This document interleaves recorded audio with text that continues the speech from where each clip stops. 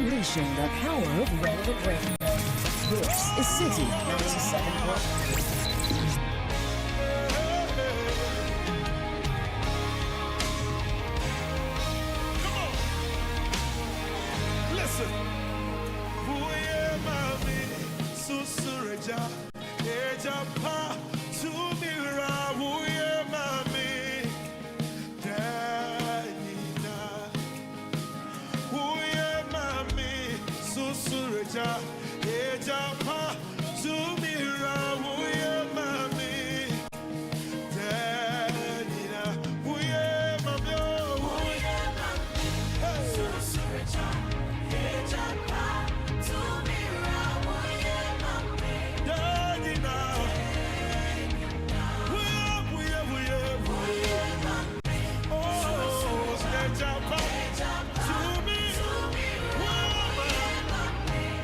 This is the Citi Breakfast Show, the city's biggest conversation. The Citi Breakfast Show, rise above the noise.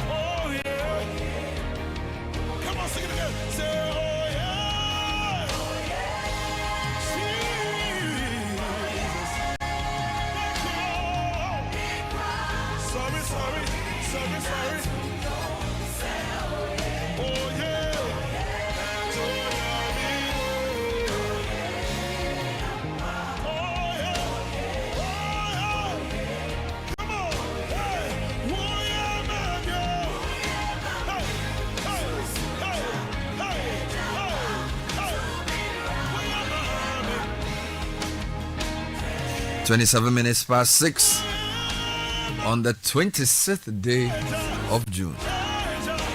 MOG with a beautiful praise medley. He's good all the time. Oh yes.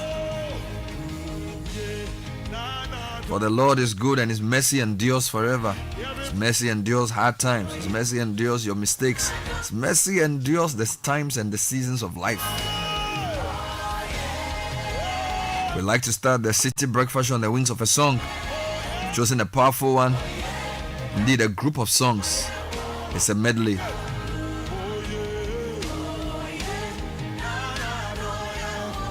Starting the show with the newspaper review with the business news and sports all coming up in the morning.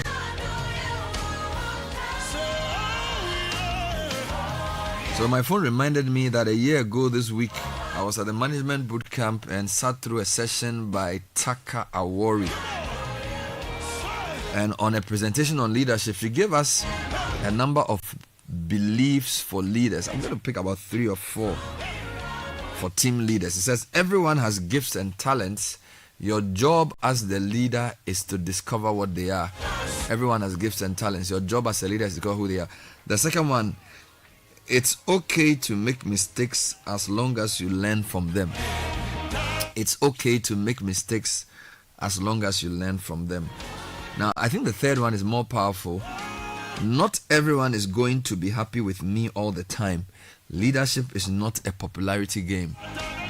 Not everyone is going to be happy with me all the time. Leadership is not a popularity game. Somebody says, if you want to make everybody happy, sell ice cream. But even in Ghana, if you sell ice cream, they'll say the price is too high. So even ice cream sellers won't make everybody happy. But I think you get the point. So leadership is not about popularity, it's about making people better.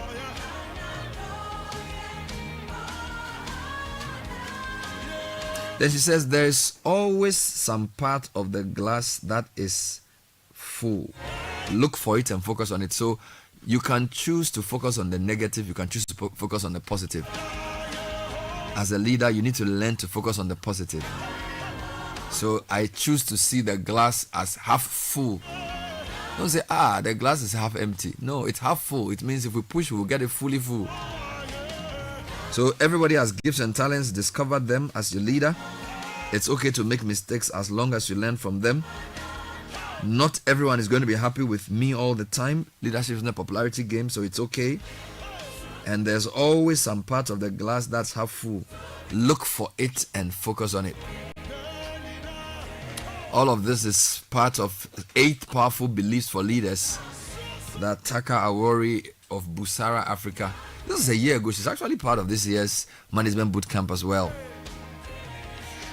Segment is brought to you by Access Bank. A promo runs from now till September in partnership with NLA on the Caritas Lottery platform. It's called Fakitwa Beji Kesia. Deposit now and win big. We have a share of over 500,000 cedis in cash and other amazing rewards available in this amazing promotion. Call 0800 004400 or go to ghana.accessbankplc.com. Access Bank, more than banking. This is the City Breakfast Show, the city's biggest conversation. If you have 250 Ghana cedis right now, it can do wonders for you. Chairman, Fabeji, it could turn your tears into joy in the Access Bank Fakitwa Beji Kesia promo. Madam, Fabeji, it could get you up to 50,000 Ghana cedis cash prize. Business owner, Fabeji. As a student, make transactions with your Access Bank card, and that could get you Spotify and Netflix subscriptions, PS5, iPhone 16 Pro Max, and more. This be out of class sense. Fabeji, you see what 250 Ghana cedis can do for you? And Gasakra. Fabeji, it's the Access Bank Fakitwa Beji Kesia promo. Deposit a minimum of 250 Ghana cedis and its multiples in your new or existing account and be on your way to winning a share of the 580,000 Ghana cedis in cash prizes and other amazing rewards. The more you deposit, the more your chances of winning. Promo runs from now to September 2025. This promo is in partnership with NLA on the Caritas Lottery platform. Terms and conditions apply. Access Bank, more than banking. Join the conversation on the City Breakfast Show on Facebook at facebook.com/City97.3, Twitter at twitter.com/City973, and Instagram at instagram.com/City973 with the hashtag CityCBS.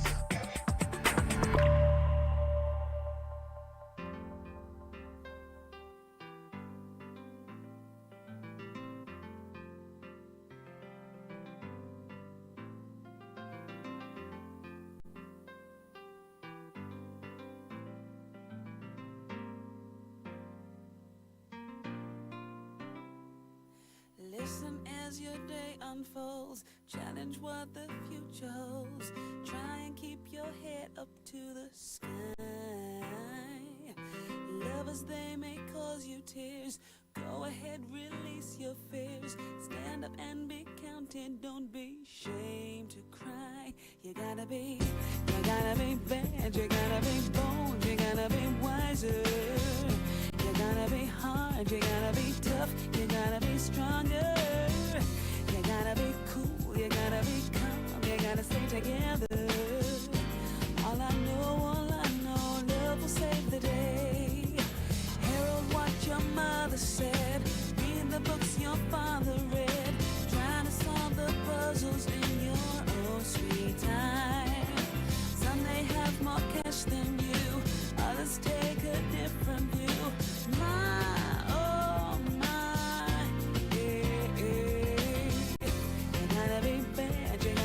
6:34, and the newspaper review segment is next. Is brought to us by Fidelity Bank. From the dreams of youth to the ambitions of adulthood, wherever you're on your journey, starting a career, building a family, growing a business, or planning your future, we are with you for that journey. Every goal deserves a chance to flourish, and with hard work, dedication, and strong belief in yourself, the seed of greatness is within reach. So trust in the journey and understand that Fidelity Bank is with you every step of the way. Fidelity Bank, believe with us.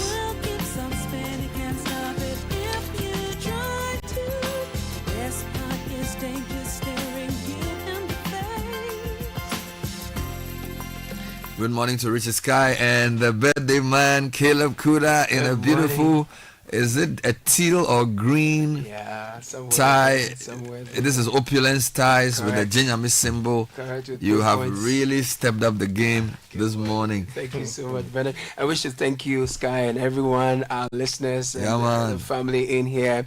Yeah. Grateful for all the gifts and prayers and wishes. Correct. I am deeply touched. No, I but it's love not them. over. God Something bless is you. coming today. Oh, is it? Something Is is coming. it? Something is coming Wow. today, you know. Oh, wow. Yes. So Maybe yeah. so. Thank you. It's going to be exciting. So yes, happy birthday, brother. Thank you so God much. bless sir. you so much. Very much. Now sir. I want to start with the daily graphic. Yeah. It reads resignation not an option. Suspended Chief Justice. President followed Constitution. No political agenda, according to the spokesperson. So she's photographed here after her press briefing, and the government minister for communication is also on the front page. Meanwhile, controversial SML contract. OSP picks up 8. 5 former GRA gurus included. Meanwhile, Kwewu chieftaincy crisis. Eastern Region House of Chiefs restrains Bafwa Kotose and 6 others. So those are all front page stories on the daily graphic. And Daily Guide this morning, OSP arrests former GRA SML staff. That's here as well. Kufuor slams religious politics. I will not resign over DAC unlawful in-camera probe. This is Tokonu speaking. And the former Chief Justice Sophia Kufu queries Talo license extension. We are told 2 have been arrested over Dampong headmaster's murder. Let me take you to the Chronicles. Zoom Lion lands in Burkina as Africa expansion agenda continues. Also, electricity tariff hits the roof despite Citi appreciation. And CATS, SEMSI are worried about the situation. So CATS is CUTS and SEMSI is CEMSE, and they're worried. Also, my removal process is politically motivated. It's coming in from Tokono. So how is this story small and the Zoom Lion is a big story? One is in red, one is in white. So it's fine. Let's move on. You can decide where to put your story. Everybody has the editorial discretion. That's a big question. No, the New Republic also makes a small space for the suspended CJ, and its headline is even interesting. Tokonu blah blah blah. Government says she must play by the rules or face the music. And the bigger one here is Iyoko sweeps ex-NAFCO cartel, CEO, wife, and 2 directors nabbed. We're talking about National Food and Buffer Stock. And jet disaster rocks Kevin Ochre, that's here, ex-GRA boss, 2 others nabbed over SML scandal. GJA election plot thickens. Dumfuo implicated in voter register scam. Drivers, he wants to say cleaners, it says cleaners, drivers, watchmen, cameramen, and duplicate names uncovered.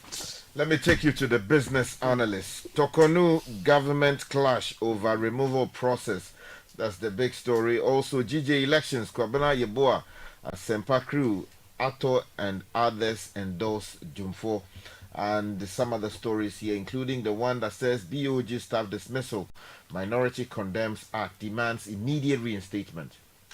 On the Daybreak newspaper this morning, Tokonu says Poaman-led committee treating my lawyers like Nebuchadnezzar's magicians. And quote and unquote, Yesu Moja in trouble as faith-based Sobolo craze sparks health concerns. Loyalty over convenience. Aponyo Marking calls for ideological renewal in NPP, and Nigerian merchants take over Lakan schedule. Let me take you to the overseer. There's no political agenda to remove you. Government fires back at Tokonu. Also, vote buying to rock GJ election again. Voters to get between 500 and 2,000 Ghana cedis each. Hey. GJ. It's an allegation somebody's making. Have they provided any evidence? Not yet. The National Enquirer. So GRA is set to modify taxation. Defense Minister warns of fake Facebook account.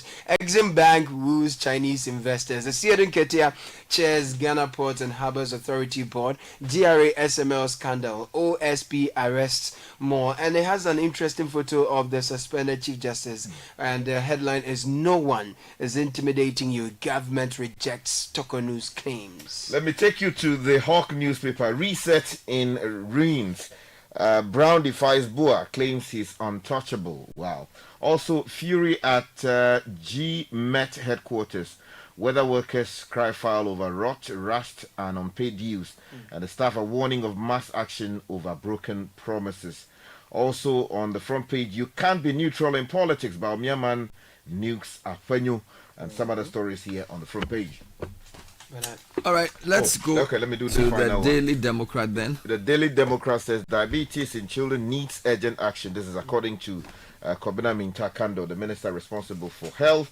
And GTech Director General visits Family Health University and commends rapid growth. And one here that says Gender Minister calls for renewed commitment against human trafficking. Online citynewsroom.com. Jean Mensa, other officials must go. They've mismanaged EC. This is Asiedu in Ketia. Then there's a lot of stories on the CJ and what she said and reactions to same. So, for example, Ansan Sari says she's a victim of the system she supervised. The president's spokesperson says no political motive behind the removal process.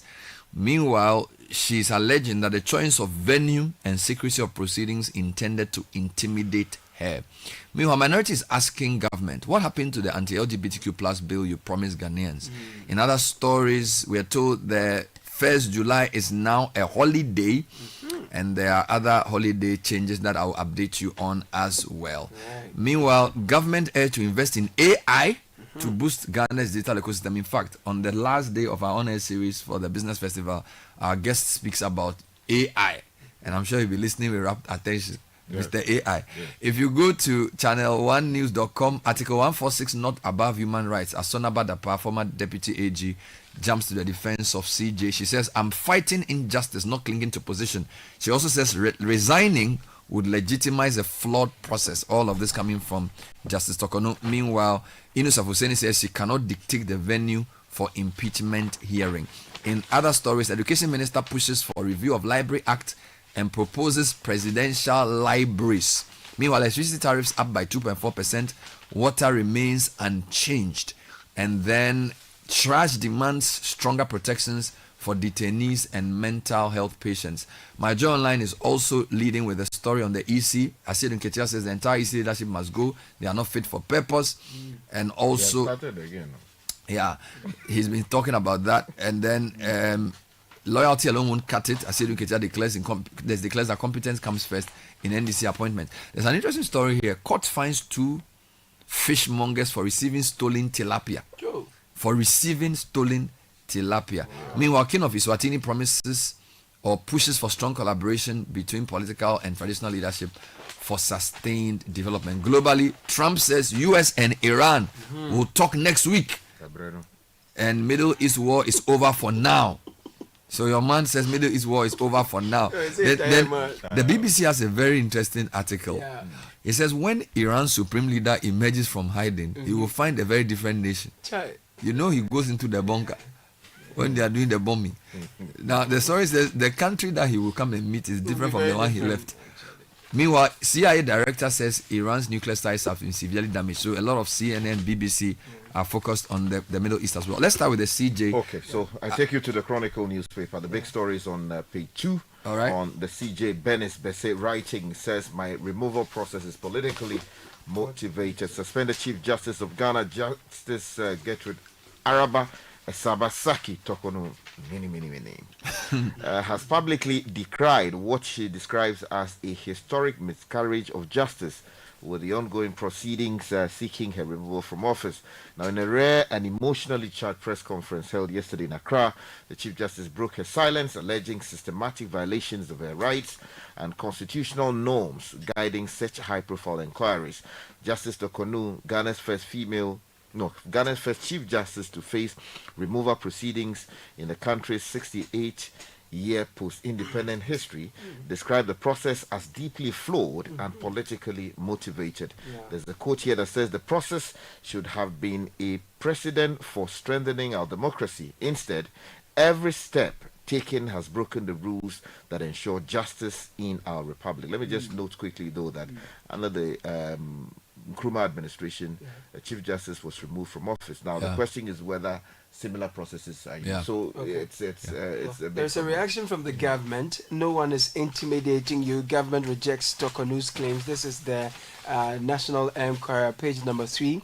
The government has not taken the allegations and effusions of the suspended Chief Justice sitting down. The Minister of Government Communications, Felix Kwatio-Fosu, has responded firmly to Gertrude Tokonu's allegations that the choice of Edu Lodge as the venue for a hearing was intended to intimidate her. Kwatio-Fosu clarified that the Edu Lodge is a secure and appropriate state facility, stating the state only offered it upon the request of the committee. Let me also state that the facility, Edu Lodge, is not intimidating. It is like any regular state facility where business can be conducted to the extent that it is put in the right shape. It goes so on the to- couple of reactions here. Dana Suna Badapa Yeah. is a former deputy AG. She's mounted a strong defense of the suspended CJ. Yeah. Demand for public impeachment hearings, challenging the government's insistence on confidentiality. In an interview on Channel 1 Newsroom, Mrs. Dapa criticized the position taken by the minister in charge of government communications, who argued that the proceedings should remain confidential in accordance with Article 146. And then she basically said, if you want to address some of these issues, the response should not be left to go to say that absolutely without looking at the facts as indicated. So basically discussing the in-camera provisions. Then there are a few other people who made comments. For example, Ansan Sari says she's become a victim of the system she supervised, etc., etc., etc. I'll give you some details of this.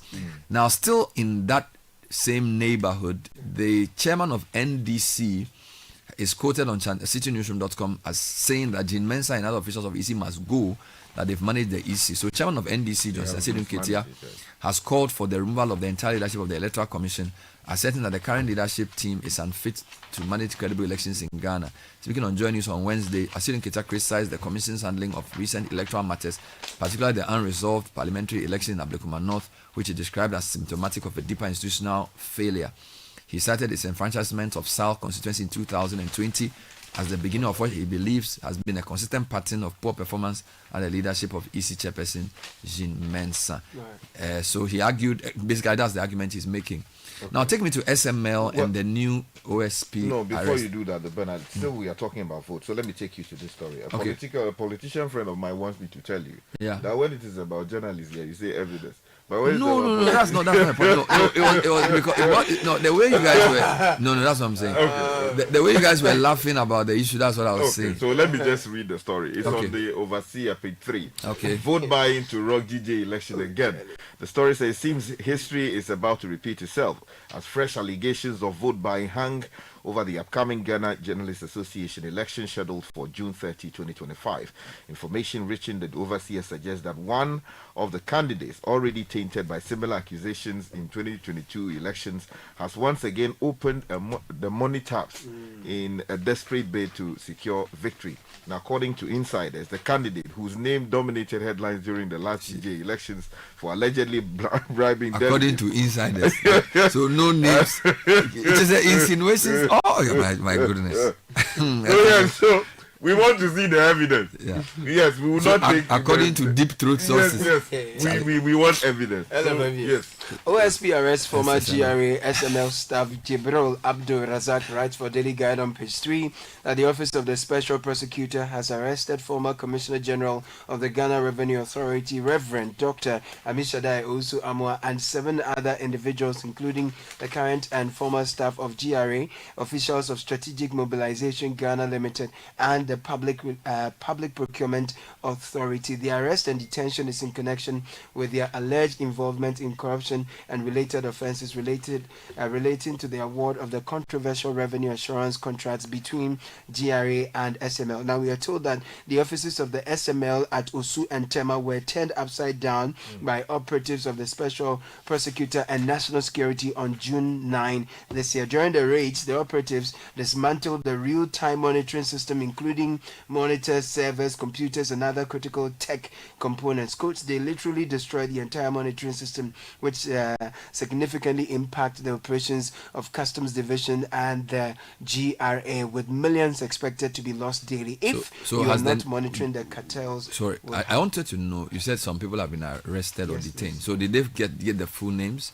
We are told ex-Commissioner Amishadai Owusu-Amwa, Then we also have Crensil. Dr. Isaac Crensil Yes. and Christian Tetesuti. Correct. And the online story is quoting the Herald newspaper that the three were picked up by the NIB after they failed to meet bail conditions. Yeah. Now, another paper also talks about another arrest. This is Iyoko this time. Let me provide some more names, please. Okay. There is Evans Eduse, CEO of SML, Philip Mensah, former Deputy Commissioner Legal GRA, now legal consultant to SML. There is Kofi Nti, former Commissioner General of GRA, Joseph Kuruk, and Faustina Ajoko, both officials of the Public Procurement Authority. Now, there's still some other one in another paper where the former head of the buffer stock This is company Buffer Stock, has that's also been picked up. Yeah, that's, yeah. Yeah, just give me that before Sky comes in. So Iyoko sweeps ex-NAFCO cartel CEO, wife and two directors. Nabbed story by Philip Anto is in the New Republic in a coordinated pre-dawn swoop that would make a blockbuster movie blush. The Economic and Organized Crime Office Iyoko yesterday executed a lightning-fast operation in both Tamale and Accra, snaring none other than the former Chief Executive Officer of the National Buffer Stock Company, Alhaji Abdul Hanan Wahab, his wife, and two other high-ranking officials of the state institution. Sources within Iyoko have spilled the beans that the arrest went down concurrently around 11 a.m. after the elite operation team had painstakingly laid in ambush for a grueling 8 hours. Talk about dedication. Okay. So Okay, but I just want to draw your attention to a story about VAT concerning GRA, and if you're interested in premiums and insurance. So the story is on page 5 of the Business Analyst, and it says that GRA to introduce 15% VAT on non-life insurance premiums from July 1.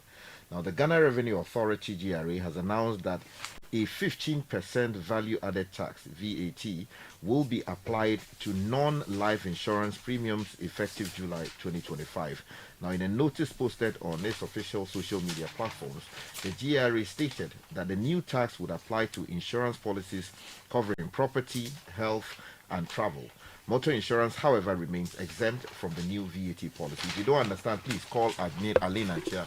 All right, An authority now, in that space. Parliament has approved bills to move midweek holidays to Fridays or Mondays. And there's a full list of changes. So this is citynewsroom.com. Parliament has approved the Public Holidays and Commemorative Days Amendment Bill 2025, including key changes to Ghana's holiday calendar. So the first headline, the newly passed legislation restores July 1 as Republic Day, formally recognizing the country's transition to a republic in 1960. You know, it was removed some time back, and then Founders Day was introduced in and all other things.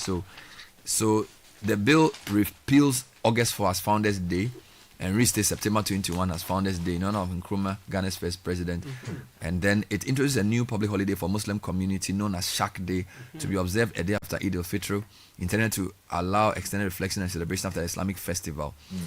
Additionally, the bill empowers the president to issue public holidays that fall on Tuesdays, Wednesdays, or Thursdays to either. Now I'm confused here.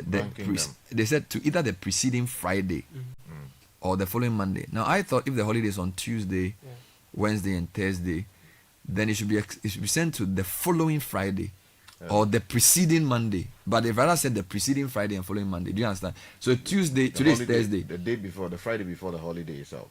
Yeah, the way I see it, if the holiday is Tuesday, Wednesday, Thursday, you can either make it Monday or Friday. By banking it. But the way he's written it, he says the preceding Friday or following Monday. I think it's rather the preceding Friday.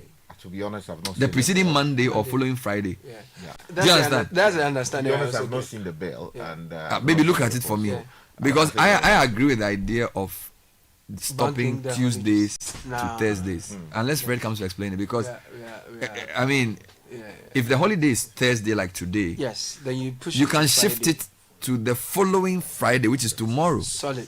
So that we have Fridays. Yeah, but I don't understand this. The clarification from our producer is that if it falls within the week and it would distort activities, then you take it to the following Friday, not preceding. So I think maybe in the report we have an issue. Because then it should be the following Friday or preceding Monday. Correct. The grammar doesn't make sense. Nia, please check it. So, but I'm happy with the changes. I mean, particularly the banking aspect, because it makes the weekend sweeter. Yeah, but the Republic Day strictly is no longer in that sense. It's now for Thanksgiving. Yes, National Prayer Day. Okay, but because the idea was that July 1 was when Ghana became a republic. Yes. And then the NPP government said we are in the fourth republic. So 7th January should be Constitution Day. So that one has not been removed. 7th January is still a holiday. Yes.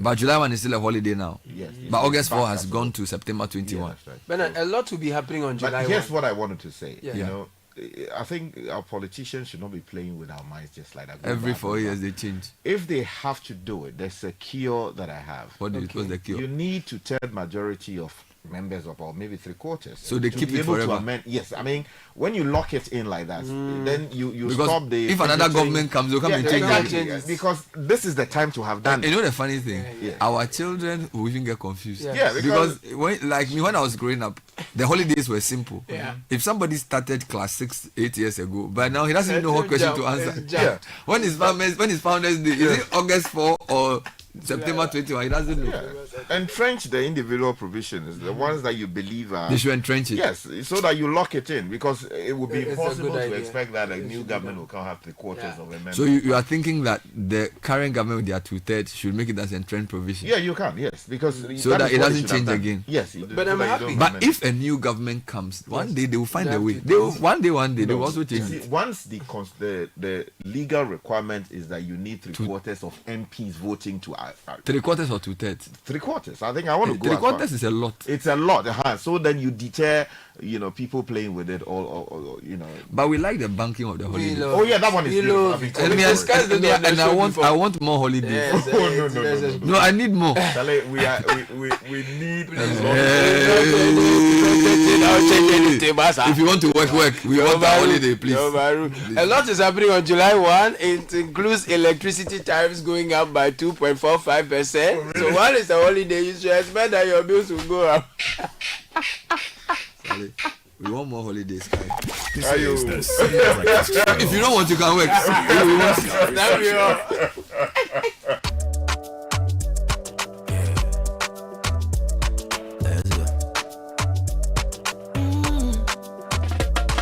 My body, when you wake up in the morning and you know the money calling. Oh, you go work. But you know side in your side. If I believe with us, if I hold my hand and believe, cause you know side in your side. And when you dream, no say I live by you. And when you hustle every day, when you wanna go, anything you do, I live for you.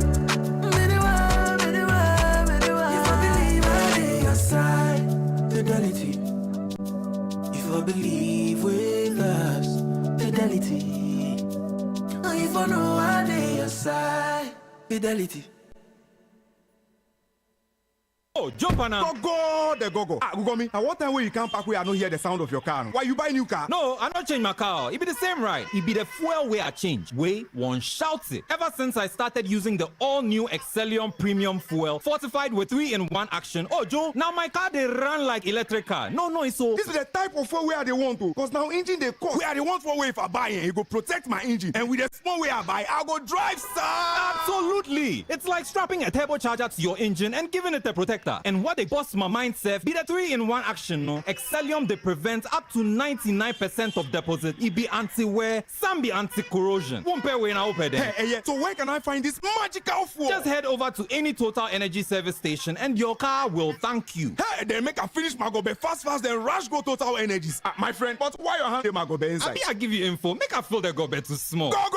Yo, Anna. Excellium is designed to protect your car engine, decrease fuel consumption, and lower CO2 emissions. Don't say fuel, say Excellium. Choose Excellium, choose quality.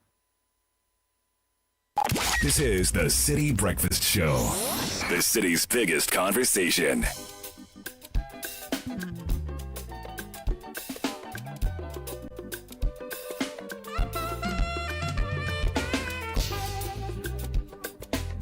City Business News coming up next, brought to you by EcoBank and MTN. Neil Atilate is here with the bulletin.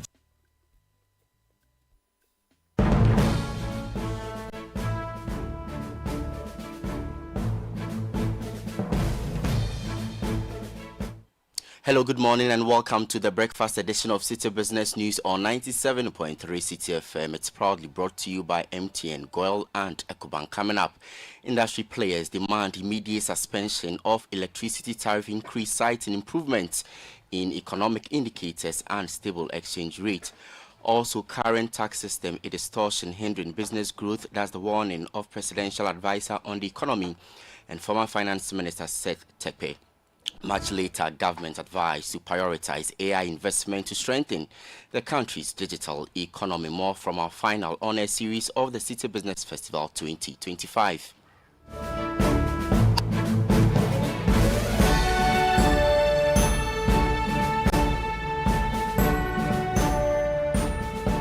I am Ni Latte. Thank you for joining us. Details of our stories now. Two civil society organizations, that's CATS International and the Center for Environmental Management and Sustainable Energy, are calling on the Public Utilities Regulatory Commission, PURC, to suspend its planned electricity tariff increase set to take effect from July 1, 2025. The two groups argue that the proposed adjustment is unjustified, especially in the light of recent improvements in Ghana's macroeconomic indicators, including inflation and exchange rate stability.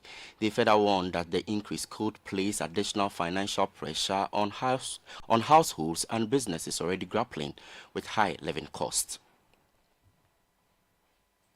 The civil society groups cited the appreciation of the Ghanaian cedi against the US dollar and declining inflation rates, both key variables in the tariff setting formula. In a statement, the think tanks criticized PURC for failing to align its tariff review with current economic realities. They insist that consumers had expected a downward revision, not an increase. The CSOs also raised concerns over what they described as a lack of transparency and regulatory accountability in the tariff determination process. They noted that PURC has not provided sufficient explanation or data to justify the rate adjustment, despite public interest in how electricity costs are calculated. Another key issue raised was the lack of stakeholder engagement. The organizations argue that the Commission did not undertake adequate consultations with consumers and civil society groups before announcing the new tariffs,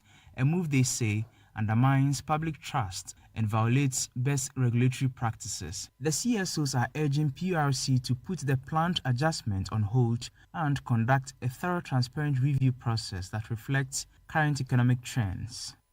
My colleague Daniel Odro-Mensah are starting us off with that Business Desk report. Meantime, the Ghana National Chamber of Commerce and Industry says the 2.45% increase in electricity tariffs will not significantly affect the prices of goods and services. CEO of the chamber, Mark Biduabuaji, says while businesses remain sensitive to production costs, the scale of the increment is not substantial enough to trigger any price adjustment.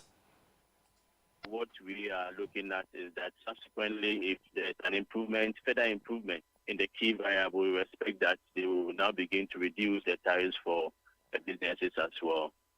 Already, the cost per kilowatt hour for electricity in Ghana is very high. And if you increase it by the 2.45, obviously it means you have increased the cost of production. But I don't think that this will cause a significant increase in prices. Already you've seen improvement in the exchange rate. The city is appreciating. There are other conditions that are improving. Mark Biduabuaji is CEO of the Ghana National Chamber of Commerce and Industry. Moving on, Presidential Advisor on the Economy and former Finance Minister Seth Tekpe is raising fresh concerns over distortions within Ghana's tax system. He cites widespread duplication, loopholes, and inefficiencies that he says are placing unnecessary burdens on businesses while discouraging voluntary tax compliance. He warned that without urgent reforms to streamline the system, government's revenue mobilization efforts will continue to underperform, further straining the economy. At the launch of his new book, Value Added Tax in Africa, The Ghana Experience, Seth Tekpe underscored the need to end the era of fragmented tax policies. As we review not just the VAT, but the entire tax system, including ITAS, Commission General ICA, I think what we need to rethink as a nation is to remove as many distortions that really, mimic the four core taxes, so that we allow GRA to implement effectively and efficiently, and we allow businessmen to be able, to also comply, because it's business that collects most of the taxes. For his part, Chief of Staff Julius Debra urged the Ghana Revenue Authority to intensify its tax education efforts and adopt a more engaging approach to boost compliance. Coming from the private sector, collection of taxes are good. We need it. Without it, we can't build a nation. But sometimes I find a little bit of a challenge with the mode of which some of your operatives handle the private sector people. Anytime there's a forum and you bring business people together, they seem to have an issue. I'm using this occasion to encourage you to possibly let your PR department increase the level of education. Because if people are made aware as to why they have to pay their taxes, I'm sure they will gladly them to pay. Delivering a speech on behalf of the Vice President, Chief of Staff at the Office of the Vice President, Alex Segbefia, commended Sir Tekwe for his significant contribution to Ghana's tax reform agenda. Most of the time, most people are not brave enough to make that choice. Sir Tekwe made his choice, and he prefers principles to what we call everyday politics. I am glad with what the Chief of Staff said. He has been vilified by our own. Today, many people have to stand back and say, well, actually, you got it right. Meanwhile, the first copy of the book was purchased by the Chief of Staff on behalf of the President for 30,000 Ghana cedis. Samuel Akom with that report. You are still listening to the breakfast edition of Citi Business News on 97.3 Citi FM with me, Ni Lati.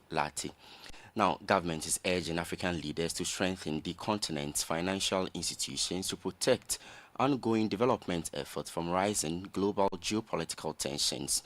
At the 32nd Annual General Meeting of Afrexim Bank in Abuja, Nigeria, now in its second day, Deputy Finance Minister Thomas Nyakwampim stressed the need for deeper collaboration and greater institutional resilience to help mitigate external shocks.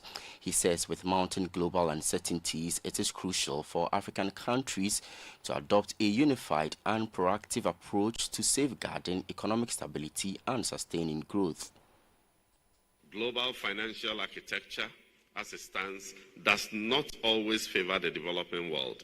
Yet institutions like Afrexim Bank provide African solutions to African needs, tailored, timely, and transformational. The future of Africa is as bright as the challenges we are willing to overcome. We stand at the crossroads of immense opportunities and formidable obstacles. The Africa Continental Free Trade Area presents a historical chance to unlock the full potential of our markets, uniting 1.4 billion people under a single economic framework. With the right policies and investments, we can achieve unprecedented economic integration and prosperity. Thomas Nyakwampim is Deputy Finance Minister. Make strategic investments in artificial intelligence to fast-track Ghana's digital transformation. That's the advice from CEO of Impuntio Technology, Stefan Inroli, to government. Speaking during week 4 of the Citi Business Festival 2025 on a series on the topic Africa's place in the AI revolution, he highlighted the critical need for infrastructure development, research funding, data systems, and talent training to harness AI's full potential. He warned that Ghana risks falling behind if deliberate policy interventions and public-private partnerships are not pursued to integrate AI into key sectors of the economy. The area of being bespoke, being intentional in ensuring that, look, how do we have the proper public-private partnerships? So if you look at what the Americans did when Donald Trump took office, he invited OpenAI, the team, the developers of ChatGPT, and had a conversation with them. That was a strong statement to say that, look, this is a collaborative effort that we want to put in place. If you look at what the Chinese did when DeepSeek came, it was also a launch that was done, but a lot of people heard about that. It was a political launch to be able to show the power of how they're adapting. When you look at what the Middle East are saying. You see their government stating how they are going to invest into this particular area. Recently, our minister mentioned about the 1 billion investment in terms of that particular space, right? My suggestion is that, look, how do we identify the people in that ecosystem and properly understand what help, like the question you're asking like that section would allow them to understand what we need to be able to do that. In our own small way, we have done those kind of investments, right? But government support in that space should be fine. The infrastructure side, I think it's also a place, but it might be too early now. But if they focus on investing in the proper public partnerships in the area of model development and also the training, I think it's enough for us to be able to position ourselves in the African context. That was CEO of Impuntio Technologies, Stefan Indoli. Catch the full conversation, which happens to be our final honor series for this year's festival, later this morning at 9 a.m. on the Citi Breakfast Show and at 10 a.m. on Channel 1 TV. The Citi Business Festival 2025 is powered by 97.3 Citi FM and Channel 1 TV with support from Absa Bank, MTN Business, and Zonatech Ghana Limited. Before I go, the dollar is trading at 12 cedis 50 pesos. The British pound could be sold to you at 15 cedis 50 pesos. They were going for 13 cedis 50 pesos. A reminder that these are rates being offered by some forex bureaus right here in the capital. I am Nila Tilate. We have more news for you on citynewsroom.com/business. Do have a good business day.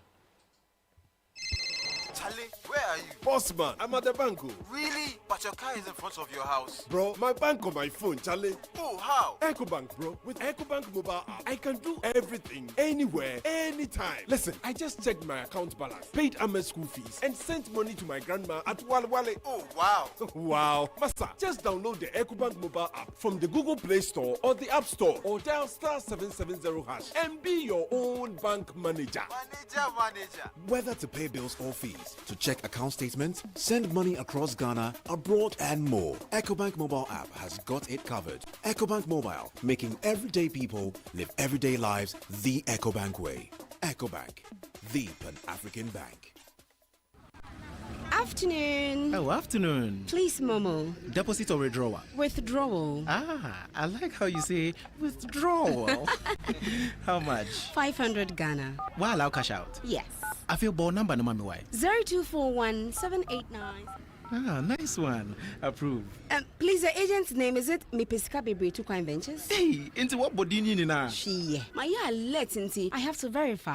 Always confirm the name of the person you are receiving money from before accepting a request. If you receive a request from a friend to send money to an unfamiliar number, call to confirm before taking action. Do not share your number with strangers for the purpose of receiving e-cash in exchange for physical cash, because the source could be criminal and result in legal actions against you. MTN.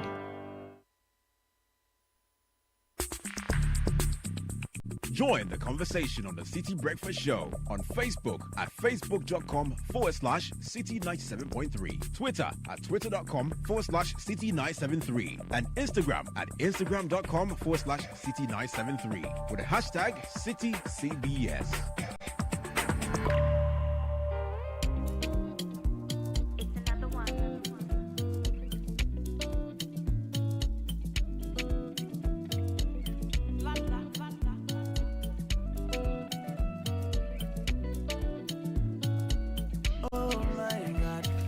It's 13 after 7 on a Thursday morning, June 26, 2025, 97.3 Citi FM. This is Caleb Kuda. Every day people face different emergencies, police, fire, medical, you name it. But many people, especially Ghanaians, we don't know our emergency numbers. Listen, this one you don't have to forget. It's a money emergency number. Money emergency number. Star 770 hash. Coming from the stables of EcoBank to make your life more secure, help you when you have emergencies. You don't need to panic. With star 770 hash, you have instant access to loans, fund transfer, utility payments, airtime and data purchase. What I love about it, you can do all these even without data. So EcoBank will come your way when you have a money emergency. Do not panic. Just dial star 770 hash for solutions to your money emergencies. EcoBank is the Pan-African bank. And like you know, my birthday Thursdays are special. MTN makes us extra special. Thursdays just go more exciting because from now on you get a nice 25% bonus on your first data bundle purchase of the day when you bundle on my MTN app or use *138 hash this and every Thursday or on MTN. MTN is saying that's not enough for a lovely customer like you. They're offering a free movie ticket when you pay with Momo at the Silverbird Cinemas at Accra and West Hills Mall. Same for the wonderful people of Kumasi when you visit the Golden Cinemas in the Kumasi Mall. It's a great deal if you ask me. Bundle on my MTN app or *138 hash. Make the best of your 25% first data bundle discount.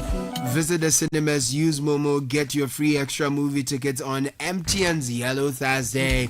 We're getting into Kickoff.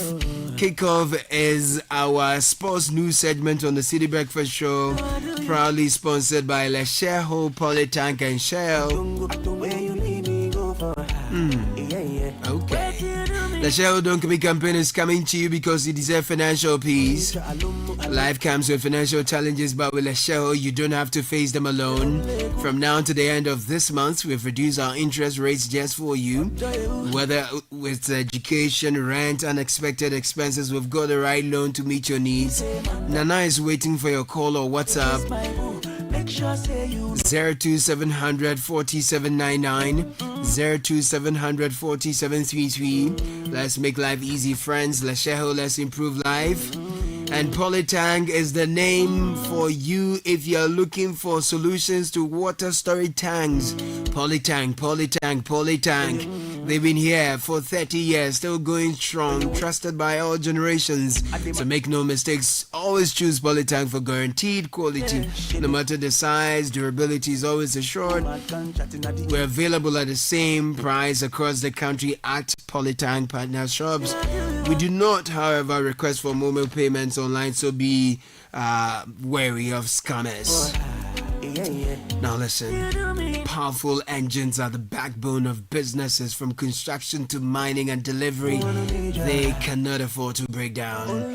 That's why big engine operators trust Shell Rimula R4X with active cleansing technology specially formulated for both 4x4 and heavy-duty diesel engines.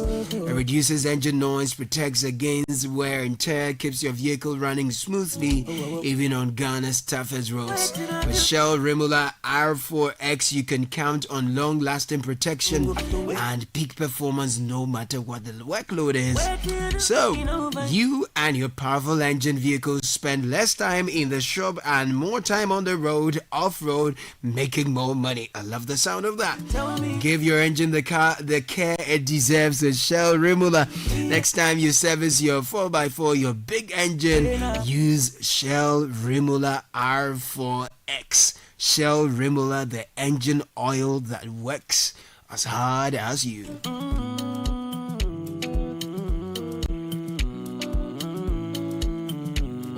This is the City Breakfast Show, the city's biggest conversation.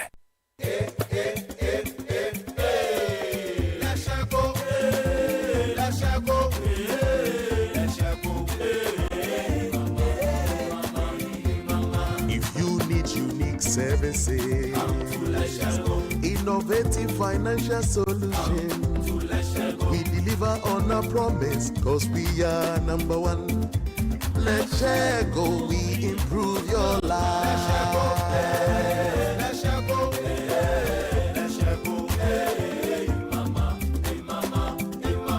Even when you're stuck with nothing, no matter your situation, let's go, we improve your life.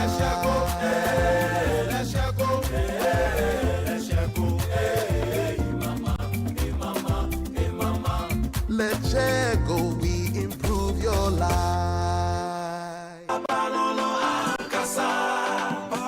Polytank is everywhere, durable and authentic. Stronger brand you can trust. Polytank, we get some more Rambo and get some more super. Anybody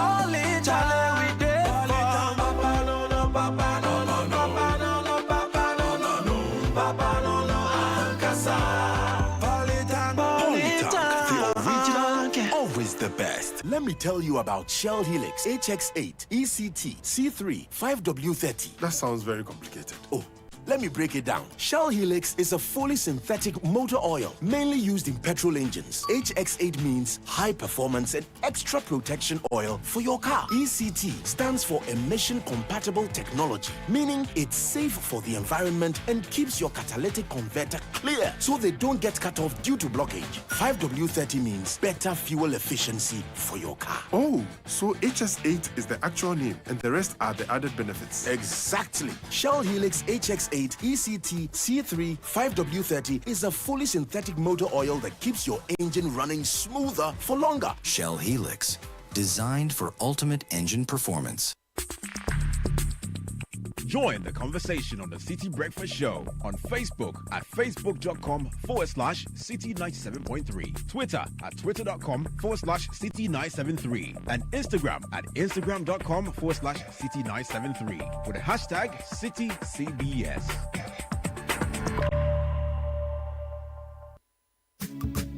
World number one broad hire LED TV and home appliances got mega up to 5,000 cities price drop at all Electromat showrooms. First time to shop higher air conditioner, LED TV, refrigerators, washing machine, chest freezer, range of appliances at unbeatable prices on every purchase. Exclusively at showrooms. Rush now while stock lasts. Check our website and social media pages for more details. Electromat, your world of electronics.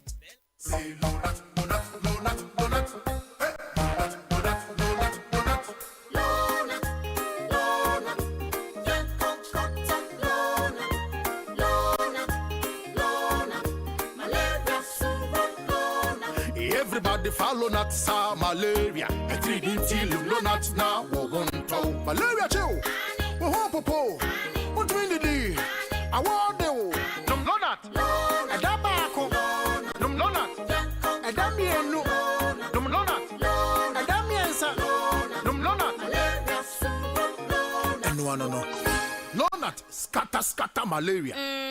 Lonat ide scatter malaria. A quality product from Blaze GVS Pharma. Yenshishemu hu se malaria wa wumujam ansana wanum Lonat. Na nam yensearch na malaria no daso wo ho a ko hu dokota. This advert is FDA approved.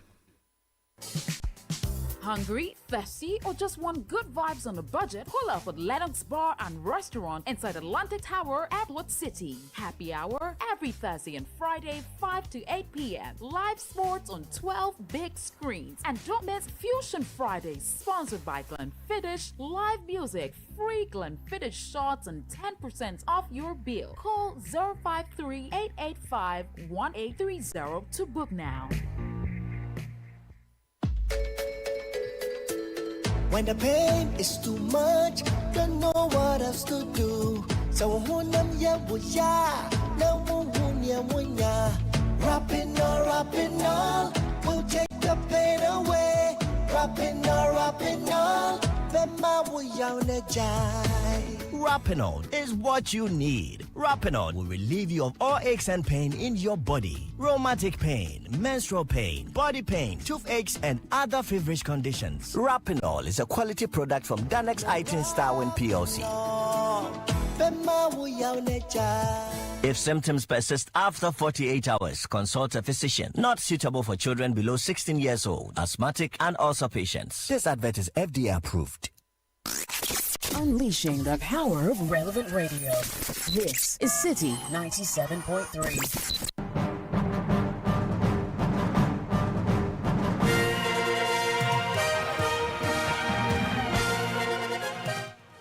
Welcome to Kickoff on the City Breakfast Show. Kickoff is powered by Shell. Shell Go Well, Politangana, and Lesheho. Let's improve live. Coming up, we'll take you to the Club World Cup and see which teams have made it to the round of 16, and we'll see how the Black Queens are faring ahead of the African Cup of Nations tournament.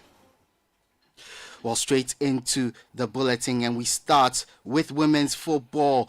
And Black Queens midfielder Evelyn Bedu says the team's recent win over Benin is proof that the GFA's preparations are paying off. In an interview with Aishetu Zakaria, she added that the momentum will be a big boost heading into next month's WAFCON. I think we are getting the preparation that every nation or every country wants. So we are even the first country to be in Morocco, like to start a pre-camp, which is really good, which is going to help us, like for us to get more time under King, because since he came, we haven't had like so much time to group together. So I think being there early or like having a pre-camp early is going to help us to for him to assess everyone, like to know to have time to blend things together. Yeah. So I think for now we're getting the maximum like preparation, like the support that every nation is like wanting from the.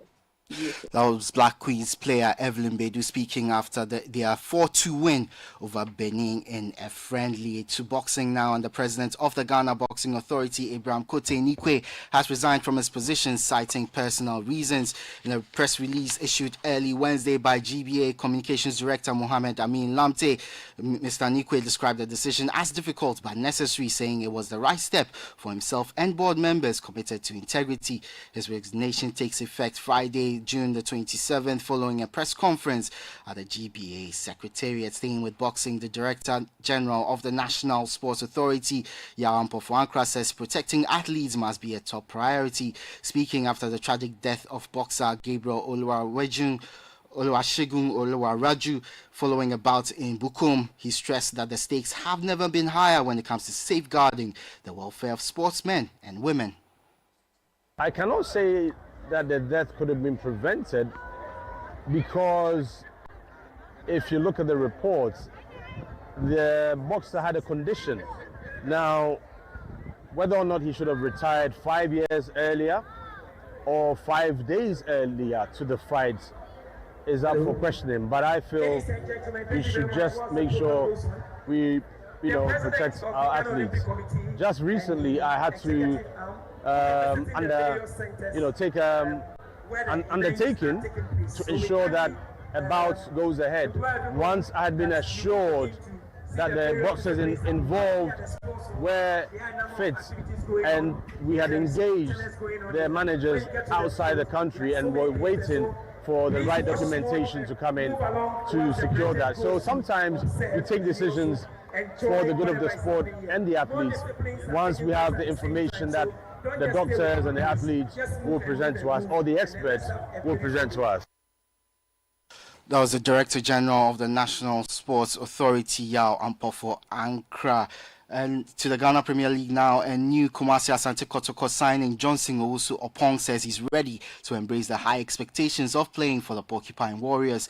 The pacey forward, who signed a 2-year deal, brings international experience and flair to the team as they gear up for the 2025-26 Ghana Premier League and a return to the CAF Confederation Cup. Here's what he's been saying after completing his move. As a player, you always feel the pressure anywhere you go. So I know Kotoko is a very big club and they will demand a lot. So I'm here to work and do my best for the club. I'm very happy wearing this shirt. I'm going to tell you a funny story. When I came to sign the contract, I came here with my brother, So after I finished the contract, I told him, bro, today is like, I'm happy. I have played many clubs. So signing Asante Kotoko is like, I feel like, I'm home. So I'm very happy signing for Asante Kotoko. That was new Kumasi Asante Kotoko signing Johnson Owusu-Opong. And to Europe now, and Black Stars midfielder Thomas Partey is set to leave Premier League club Arsenal as a free agent. Transfer experts Fabrizio Romano confirmed that the 32-year-old Ghanaian will leave Arsenal at the end of June. Negotiations between Partey's camp and the Gunners over a new deal have stalled, despite Partey excelling for Arsenal in the 2024-25 season. Arsenal, meanwhile, have agreed a deal with Brentford to sign midfielder Christian Norgard guard. Sources have indicated that the Gunners have been discussing a fee worth in the region of an initial £10 million with a possible £5 million in performance-related add-ons. At the Club World Cup, Inter Milan, they beat River Plate by 2-0. In the same group, Monterrey beat Uara Reds by 4-0. In the other group, Mamelodi Sundowns, they drew 0-0 with Fluminense, and Dortmund reached the next round with a 1-0 victory over Ulsan HD. And that's the latest in the world of sports. For more on all these stories, visit City Sports Online. Kickoff is powered by Shell. Shell go well. Politan Ghana and Lesheho. Let's improve life. I am Edwin Kwakofi. The City Breakfast Show with Bernard Avle continues. This is the City Breakfast Show, the city's biggest conversation. Join the conversation on the City Breakfast Show on Facebook at facebook.com/City97.3, Twitter at twitter.com/City973, and Instagram at instagram.com/City973 with the hashtag CityCBS.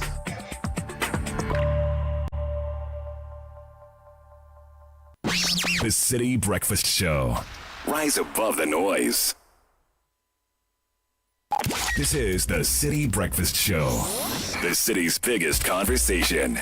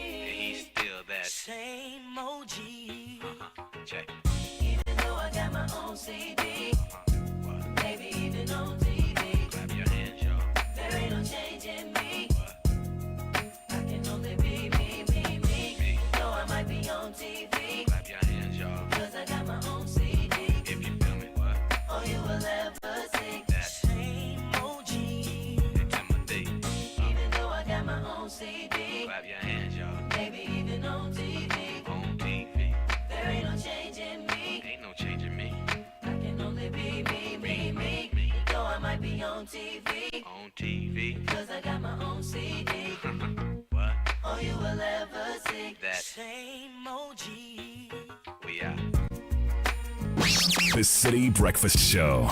Rise above the noise.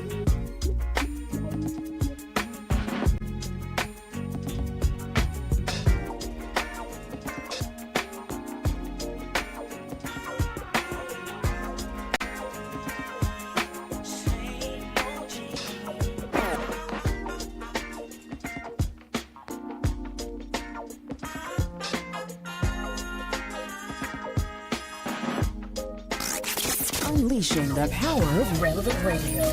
This is City 97.3.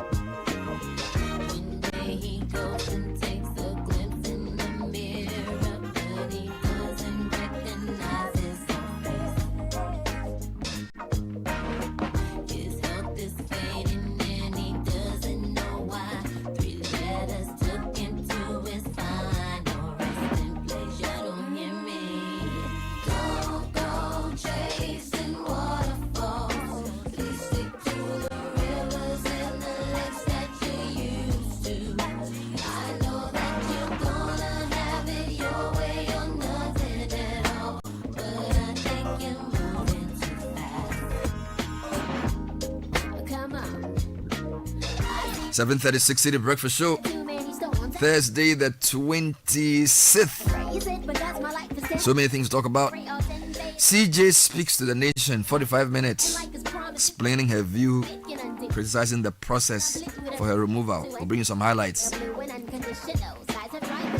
We'll take a quick look at the situation at the University of Ghana campus. The university has issued a statement suspending certain social gatherings because of a rise in COVID-19. Yes, COVID-19.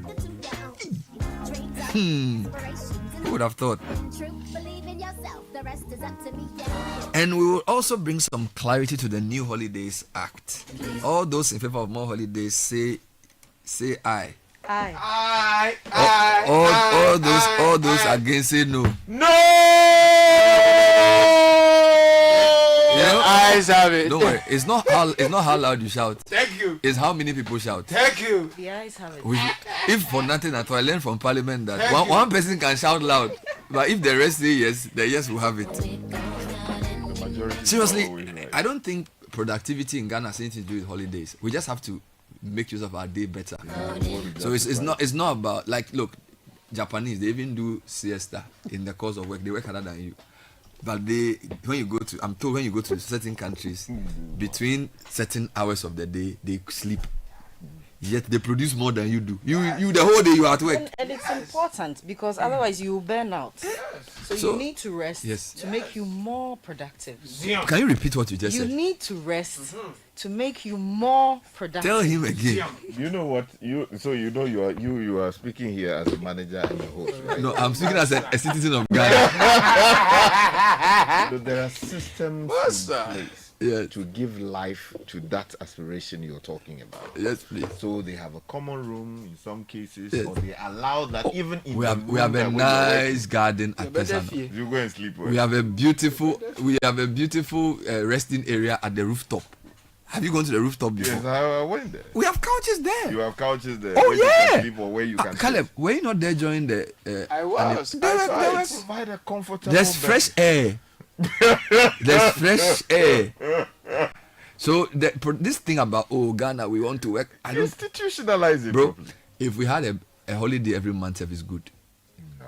it's not giddy work that makes you productive. Thank you. It's smart work. Yeah, we have to be smart workers. We are too far behind. Ooh, far behind. More holidays. More holidays. So that we can, you see, the tourism industry will thrive. Imagine on a holiday, I take a drive to Angloga or to Keta. Yeah, man.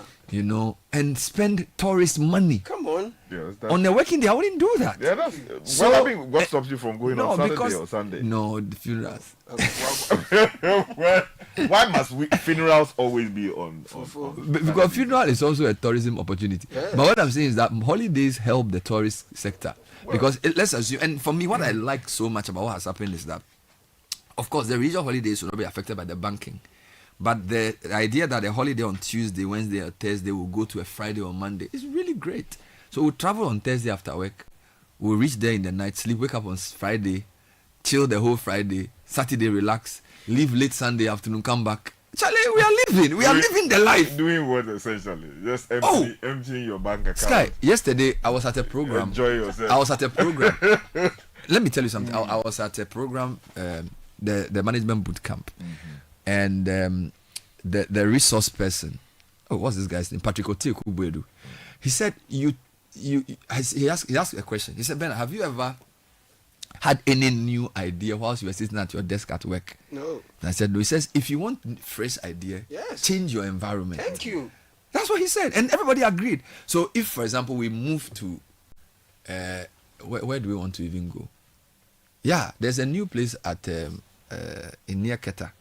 Or you can go to Aglo Lodge, for instance.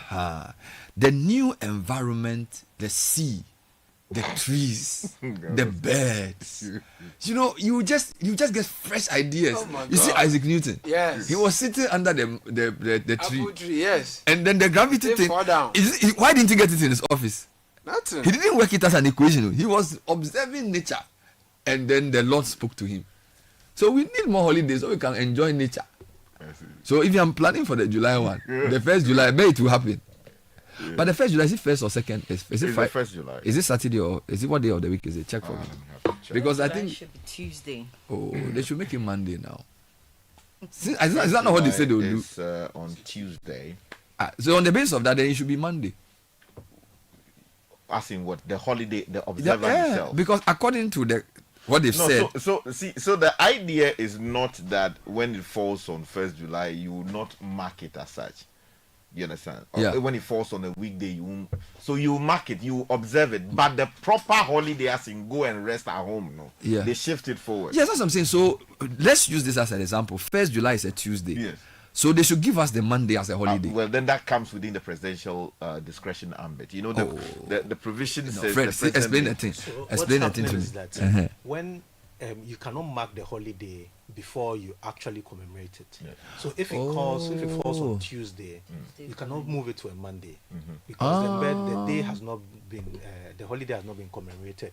So you take it to the Friday. You take it to the Friday. So when it falls on a Saturday, that's when you bring it to a Monday. Bring it to a Monday because then you have observed the day. So there's a distinction here.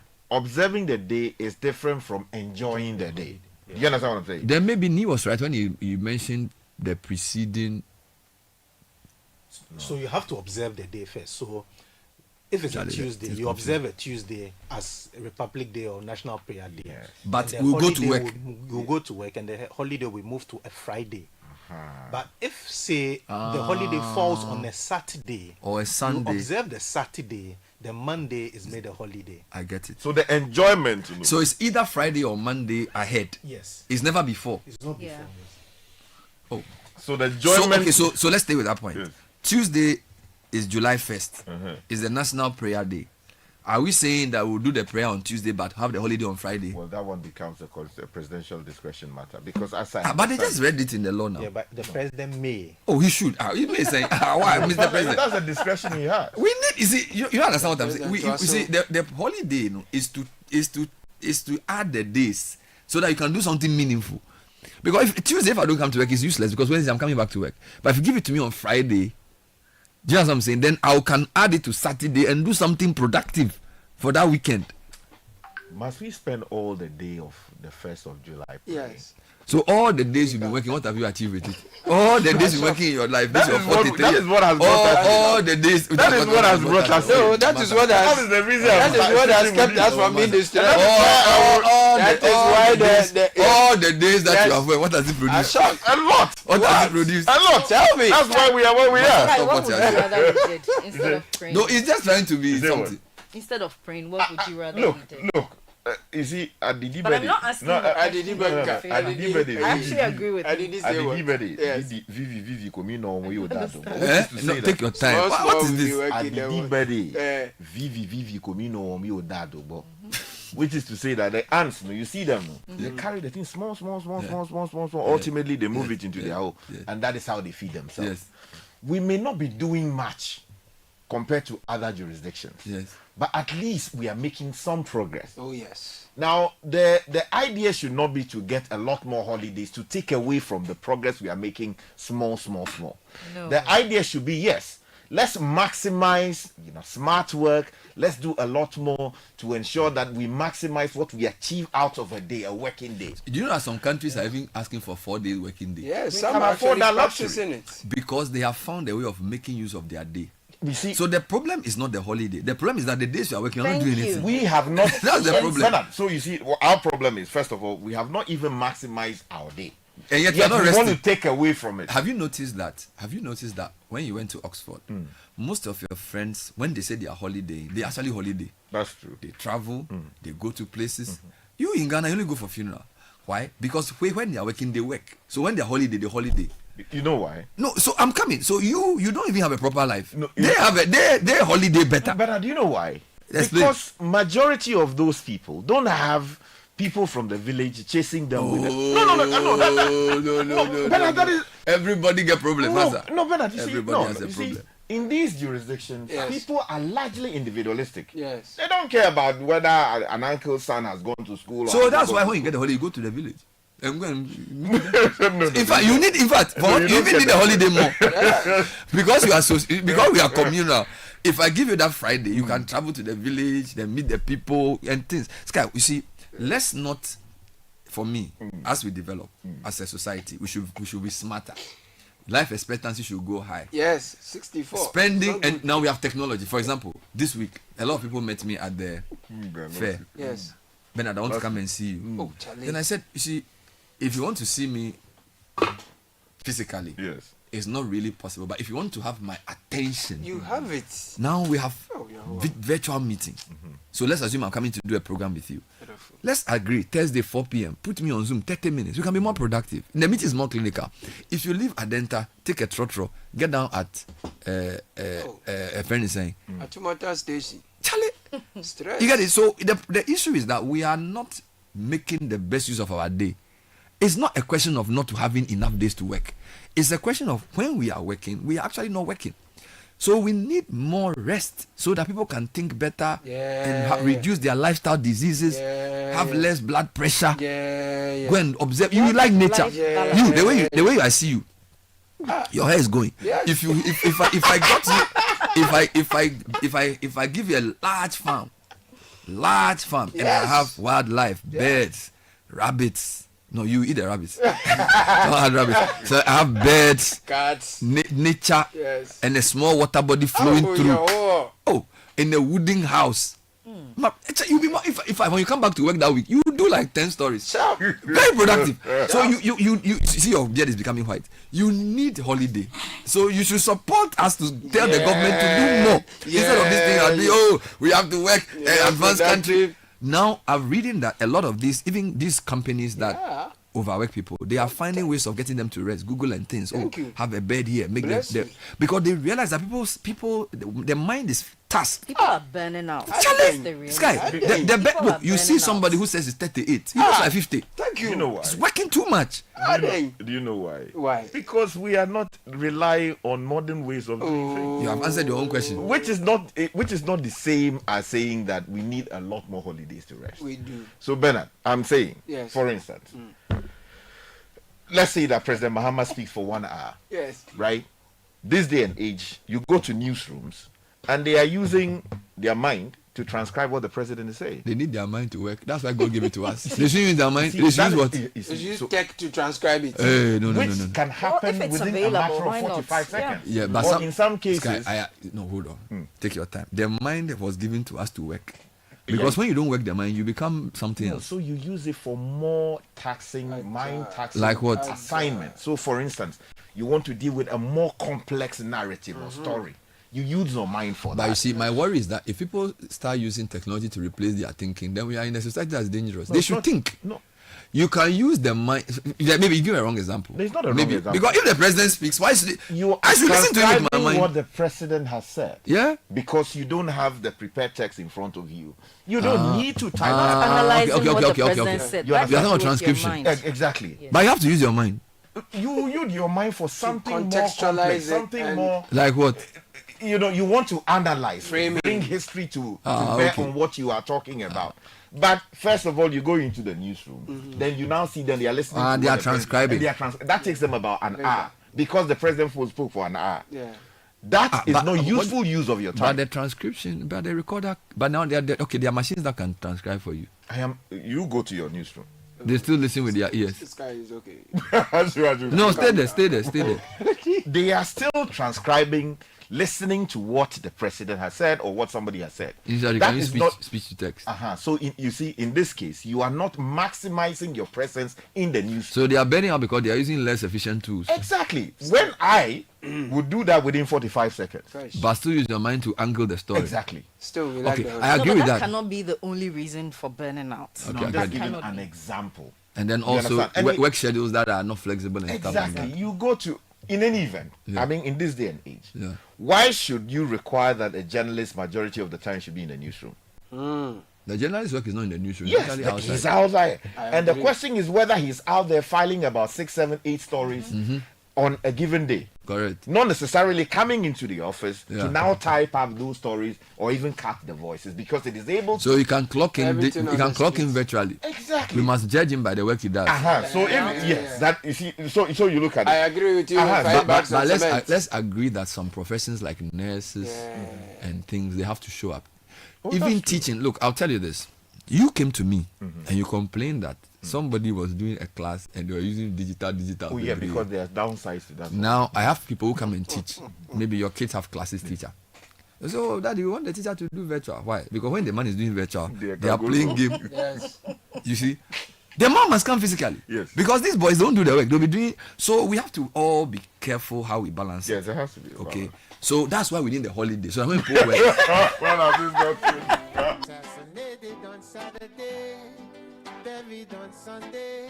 They go back to work on Monday. If I was president, if I was president, if I was president, yeah. Instead of spending billions on the war, I can use that money so I can feed the poor. Cause I know some so poor. When it rains, that's when they shower, scream and fight the power. So please, I need a place to go this 1st July. Aglo Lodge. They should move it to Friday. Go to Aglo Lodge. Where is that? It's in the Keta municipality. Or you can check out the chill. They should move it to Friday. The Tuesday is on way. You're supposed to pray with it though. Oh, we can pray while the Tuesday we can pray while we are awake. We will do all. That one there we can pray anywhere. The Friday is what I need, not the Tuesday. Caleb, help me. Bernard, experience the thrill of easy banking with Zenith Bank this season. Enjoy 24-hour access to Zenith Bank's secure digital banking channels from the comfort of your home, office, or wherever you are. Make quick and easy payments with your Zenith MasterCard, Visa card, or EasyPay GH Dual card, or simply use the Z Mobile Ghana app, Zenith Internet Banking, or dial *966# to manage your account. Buy data bundles and airtime, make payments, and more. No stress. For a full bouquet of Zenith Bank's digital banking channels, visit zenithbank.com.gh. Call 054 2000 111. Zenith Bank, in your best interest. If you haven't tried KB chocolate yet, you're really missing out. It's rich, smooth, proudly made in Ghana, and the perfect treat for yourself or a thoughtful gift for someone special. All right. Getting your hands on some KB goodness is super easy. I tell you. You can find KB chocolate at all Palace Mall branches, Migmat, East Legon and Laboni, Wild Gecko handicraft shops at Kotoka International Airport and Shiashi, and Super Save, and also plenty of other supermarkets across the country. For our listeners in the US, you can shop online via Etsy. Just search KB Chocolate or visit the following stores in Chicago area. Abyss Market, Romeoville, One African Market, Bolingbrook, and Correct. A+ Store International Market, Uptown. KB also produces custom-made chocolate gifts for corporate events and businesses. So if you're planning something for your team or clients, we've got something extra sweet for you. Right. So from Kebi, let's talk about the Ghana Investment Trade Week, because this coming July, all roads will lead to the Grand Arena, where the Accra International Conference Center for Ghana Investment Trade Week is featuring the Africa Build Show and Mega Awards 2025. From 2nd to the 4th of July, you'll experience a dynamic showcase of Africa's infrastructure future with over 1,500 delegates, 200 plus B2B sessions, and 60 plus top tier exhibitors all under one roof. Sky wants to be there because the BRIC conversation, all of that will be happening. It's an unmissable event in partnership with the GHCCI and brings you exclusive access to CEOs, top table meetings, live exhibitions, investor matchmaking, and VIP networking. Plus, as you stand a chance to win smartphones on a daily basis, all for free. Whether you're an investor, entrepreneur, or policymaker, this is your gateway to real deals and growth opportunities. www.gitwsummit.com is the website to visit. 024-552-9467 is the number to call to register now. Let's talk about solar, all right? Translight Solar today. When you get one, you will save up to 70% of your electricity bills. You will enjoy clean and reliable energy without breaking the bank. The best part is you don't need to pay everything up front. Translight Solar is offering you an opportunity to own a complete solar system by paying just 30 to 50% of the cost. You spread the rest over 12 to 36 months period with flexible monthly payments as low as 1,200. Call this number now, 025-604-0838. Visit translightsolar.com for early bird deals and all of that. Wherever there is Translight, wherever there is sunlight, there is Translight. More support coming for the banking of holidays. For example, Apia Adomako actually wrote a letter to the Interior Minister where he complained that midweek holidays disrupt workflows as employees often extend their time off by traveling or taking additional unofficial leave, effectively turning a single holiday into a multi-day break. To address this challenge, we should consider realigning our public holidays to fall on Mondays, fostering long weekends that boost economic activity and worker well-being while minimizing disruptions to productivity. It looks like the minister listened, because the memorandum that we have seen, which is the Public Holidays Amendment Act, seems to correct this. I'll come back to you to explain what they are trying to say. But you can buy a brand new VW, whether it's the Virtus, the T1 or the Amarok, at a used car price. Now, the Virtus with wireless Android Auto and Apple Car for navigation and entertainment. There's also wireless charger, rear view camera, and more, starting at 250,000 cedis. Call or WhatsApp VW on 025-795-6688. Ask about a range of models: Virtus, T-Cross, T1, Allspace, Terramont, and Amarok. VW, rise and thrive. At Western Villas, located at Imensa, stunning homes redefine elegance. Each home is a masterpiece designed with precision and love. From swimming pool, gym, playground, beautiful landscape gardens, and private balconies, making every day feel like a retreat. We have executive plot for sale at McCarthy Hill, strategically located and offer unparalleled views, easy access to amenities, and endless possibilities for executive living. With just 5% deposit, you can reserve your space. Contact us today to learn more about our luxury homes at Imensa or executive plots at McCarthy Hill. So I suspect if you read the comments that have come in, most of the people agree with me. Yes. So I want you to fall on your own sword. No, I know that. By reading comments that incriminate. No, I'm very sure of that. My position is not that we don't need holidays. My position is that we don't need more holidays. No, my position is that we need more holidays. Yeah, my position is that we don't need more holidays. But my position is that we need more holidays. That's okay. Yes. And I'm saying that people support me, they don't support you. Yeah, because many people listening would naturally, as Ghanaians, which is generally the... Overworked, you mean? They love holiday. Don't go chilling. Because they are overworked, But why do you think that chilling is not good? Monday, bad drag bear. Tuesday, bad drag bear. Thursday, bad drag bear. It's just enjoyment. So. Let me read the comments. You are your own. You are lonely. You are on your own. Bernard, what happens when Christmas falls on midweek? CBS. It's coming in from Albert. The religious holidays are not affected by the banking of the holidays because they fall on specific days. Yep. So Eid al-Fitr, Eid al-Adha, Christmas, Easter will be commemorated on the day they fall. That's all. That's not affected by this. Good morning, Bernard and team. Charlie, please promote the more holidays. Okay, he's asking that we should promote that. You are not seeing it well.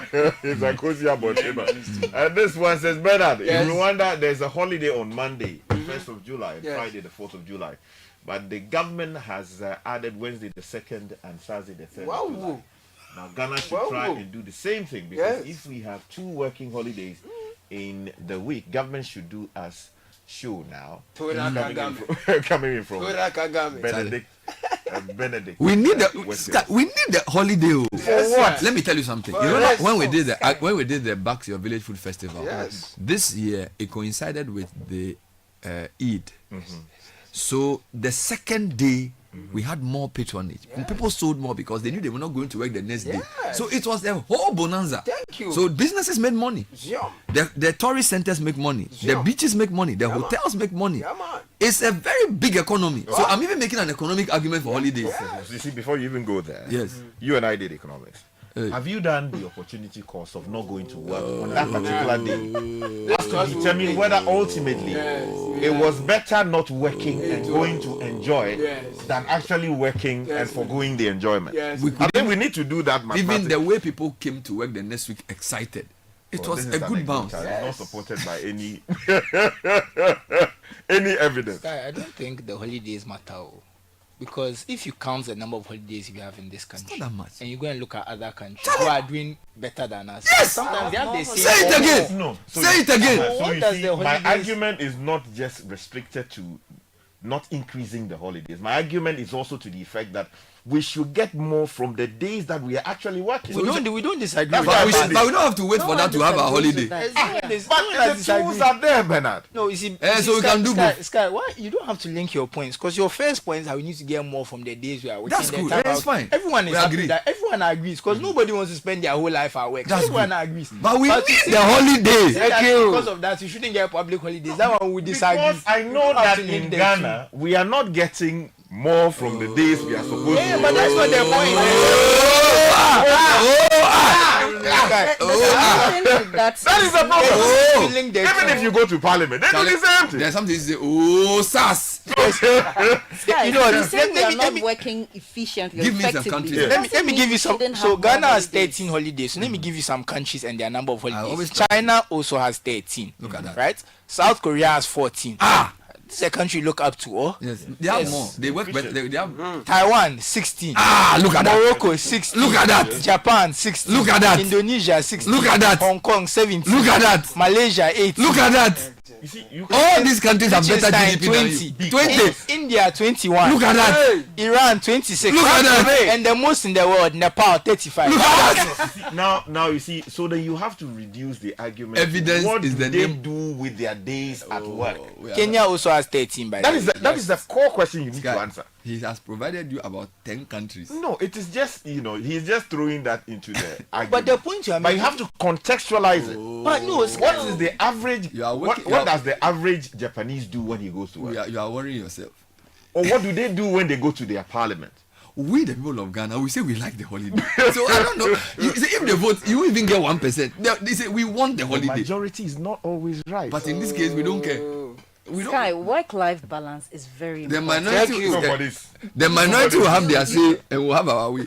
We are not your mental well-being. And you cannot say that we should, because we are having more holidays. I even want them to make International Women's Day holidays. If we are working, it should be optimal. If we are having the holidays too, it should be optimal. See, 8th March. Yes. Women's Day. We should make it affirmative action day. Thank you. Holiday. Think about the state of our women. Yes. Let's put it holiday inside. for everyone or just the women? No, we are remembering our women. International Women's Day. I went to private members day. I'll let you draft it for me. No. Now that sitting at home to reflect. Yes. To reflect on what? Sitting at home. What is sitting at home? On which journey? No, Sky, I'm spending time with my family. I'm not just sitting at home. Yes. Family are not here. Sky, family is not here forever. Family bonding. Spend as much time with them as possible. Families must bond. Yes. Work-life balance. So you see, if you rely on technology, hold on, man. Let me make my point. Your point is tired. You have 3 acres of land. You have 3 acres of land. Yes. Instead of using in today's world a DJI drone, which you fly. No, we understand technology. No, you don't understand it. Stop linking technology to holiday. We want our holiday to say technology. Because you see, instead of ensuring that you do a work schedule that you could have done in say 45 minutes, you are using a whole week to do it. That's mad. And because of that, you are not having time for your family. And then you are complaining that.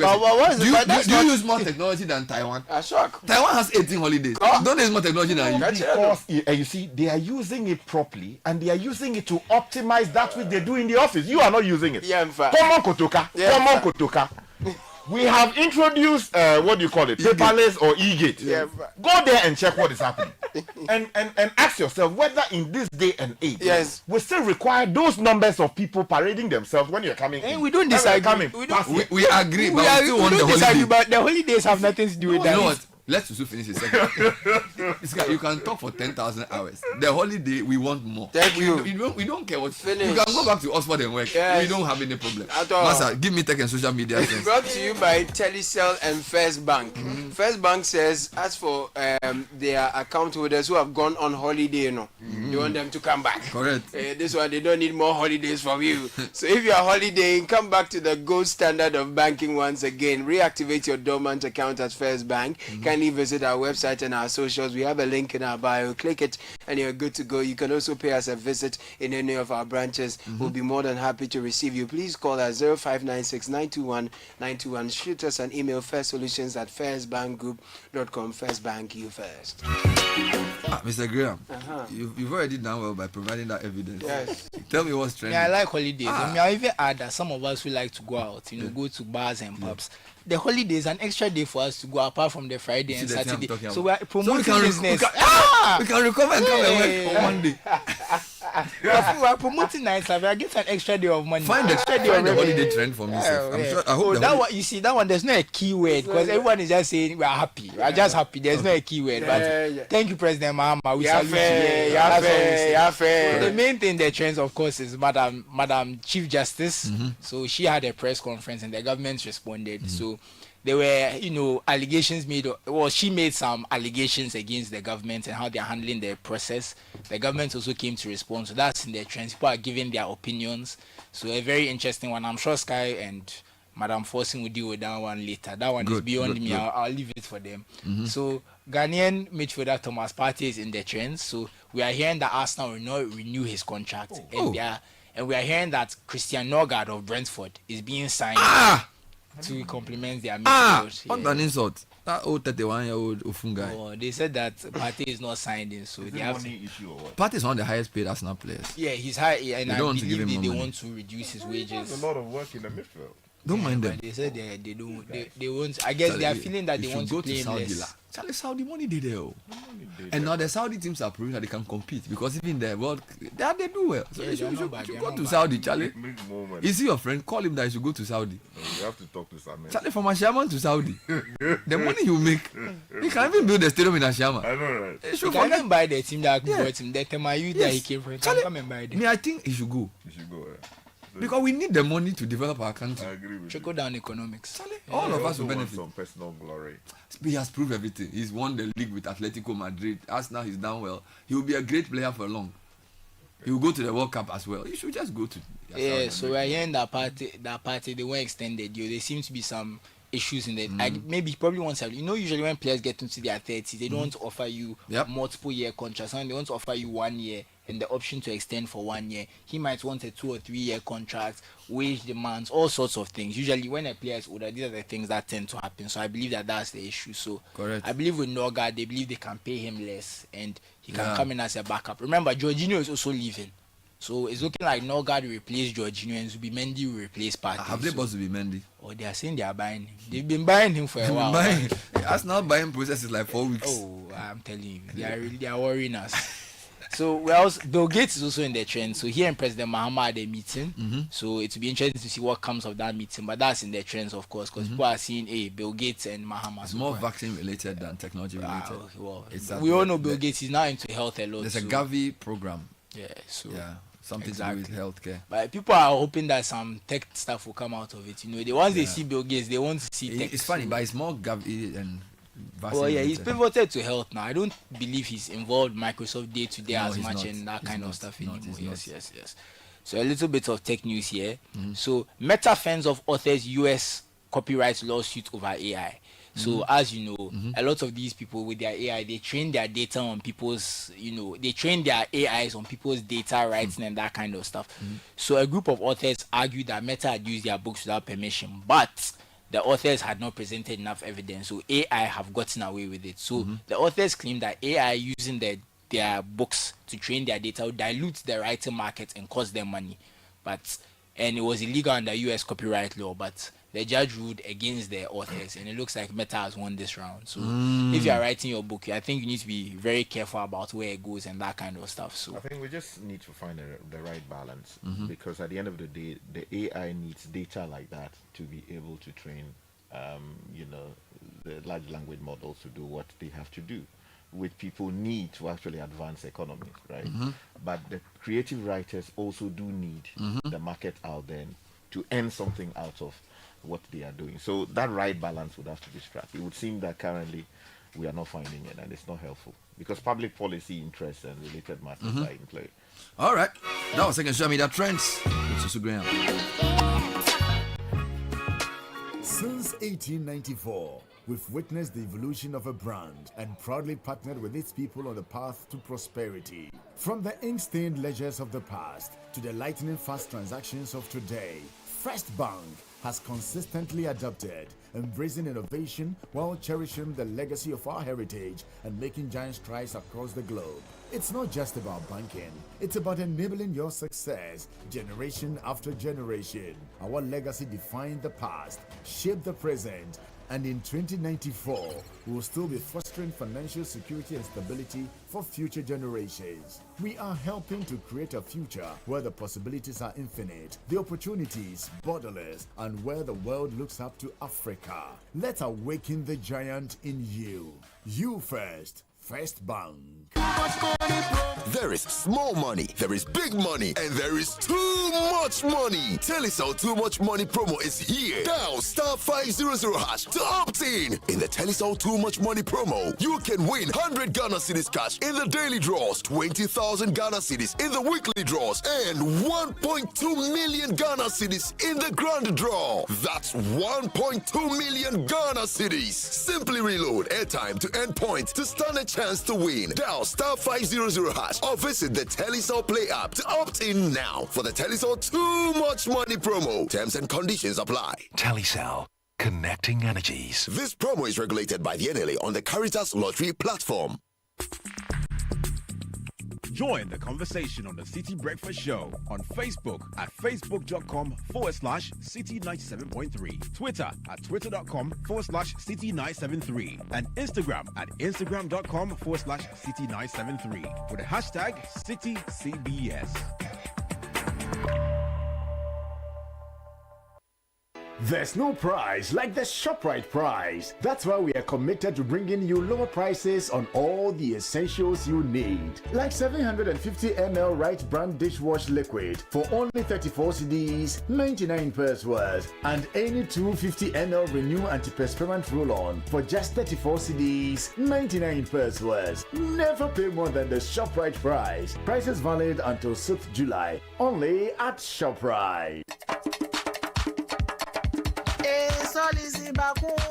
Options may bring. Convenience may bring. Open up a world of financial convenience with Solace. Download the Solace Finance app from the Play Store or App Store today. Solace. Is your home and office protected against crime? Trelidor, Africa's strongest burglar-proofing, provides fixed and sliding burglar-proof solutions for homes, shops, and offices. Trelidor has given Ghanaians peace of mind for over 20 years with the highest international standards backed by a 5-year warranty on materials and workmanship. Choose Trelidor. Call 0561 24 24 24 or simply Google Trelidor for more information. Trelidor, Africa's strongest burglar-proofing.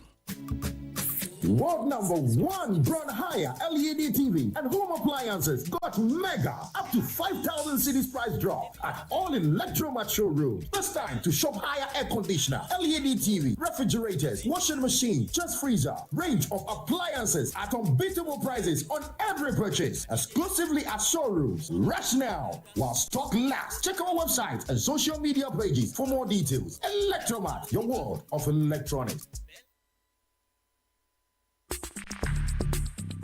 Join the conversation on the City Breakfast Show on Facebook at facebook.com/City97.3, Twitter at twitter.com/City973, and Instagram at instagram.com/City973 with the hashtag CityCBS.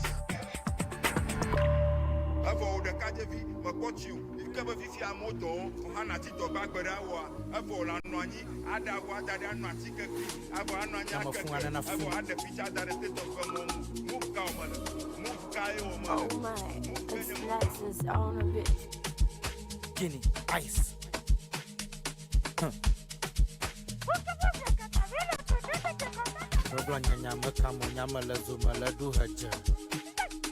Malinko pranata migbona paklakota glaje. Miglena meri kwaya do pavi. Boba mouvement de la street aji.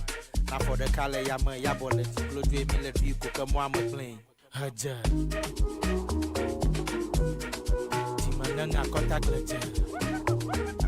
15 minutes past 8. A couple of things to remind you of by way of announcements. Ghana State of Digital will be launched tomorrow, the 27th of June at 1 p.m. via Zoom, and it's basically to show you the latest digital trends from mobile internet growth to the rise of social media and e-commerce. Essential insights for anyone looking to thrive in Ghana's digital economy. This is for business owners, marketers, or people passionate about tech. You have to register to be part of this event, so you may call 0244 767801. That's 0244 767801. You can also WhatsApp that number. That's 0244 767801. Or go to idm.edu.gh to register for this very important report, which will be launched virtually. Proudly brought to you by Pop Out and the Institute of Digital Marketing. Office of Registrar of Companies is announcing that there will be no extension beyond 30th June for filing of annual returns and renewal of business names. This was an earlier press release issued on 14th April 2025, which announced the set deadline and urged all defaulting companies and businesses to comply. Businesses who fail to file their annual returns with financial statements will be deemed non-compliant and will be liable to pay a penalty of 1,000 cedis in addition to filing fees. We urge all companies and business owners to comply with these statutory obligations within a specified time frame to ensure continuity and avoid the risk of being delisted from the official register. All right, so the University of Ghana has issued a COVID alert. Francisca, I don't know if you have it. I do. It's a bit surprising to hear that COVID is still that serious.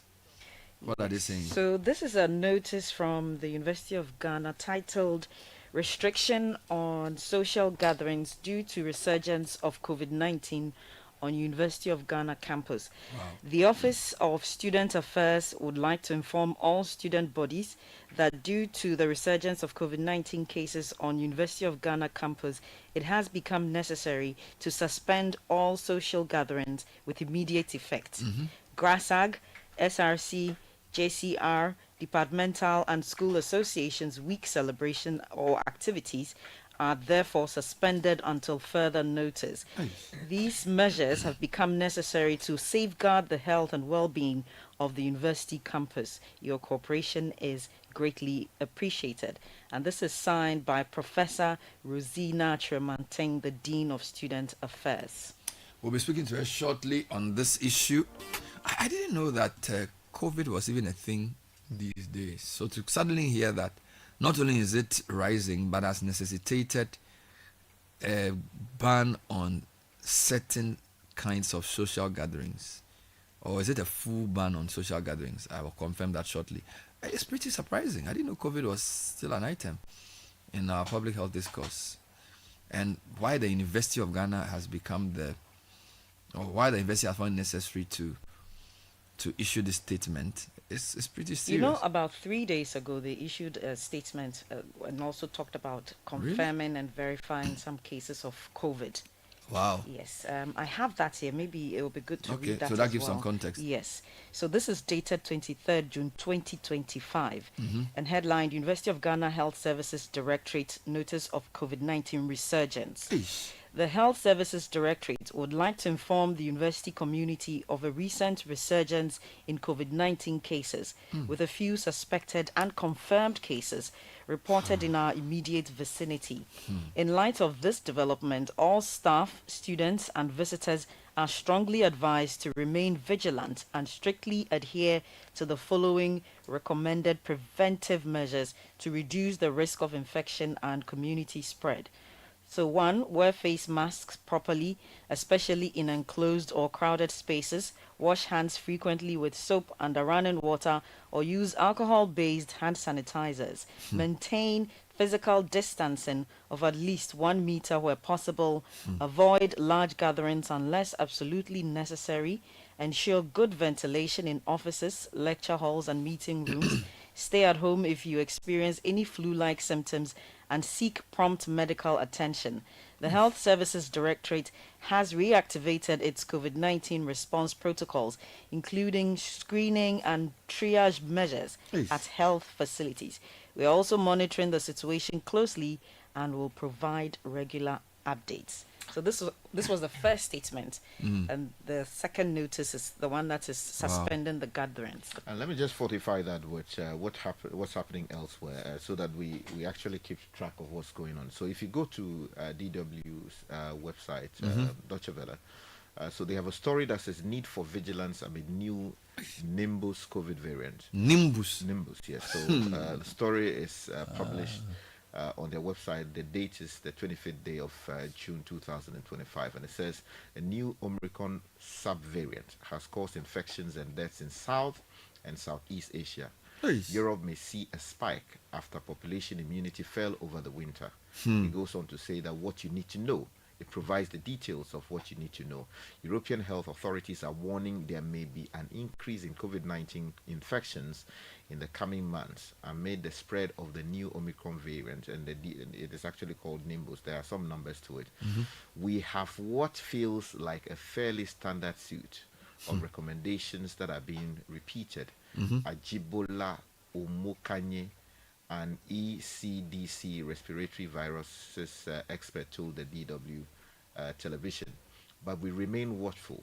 Now, the 2024-2025 winter in the Northern Hemisphere has given experts like Omokanye good reason to be watchful. Now, population immunity against SARS-CoV-2, the virus that causes COVID-19, is down in Europe, probably due to fewer COVID cases over the winter. As a result, Omokanye said there may be an increase in infections over the European summer. This may include severe cases that require hospital treatment. He goes on to provide other details. If you go to other websites, we are told that Nepal reports first death of new COVID variant.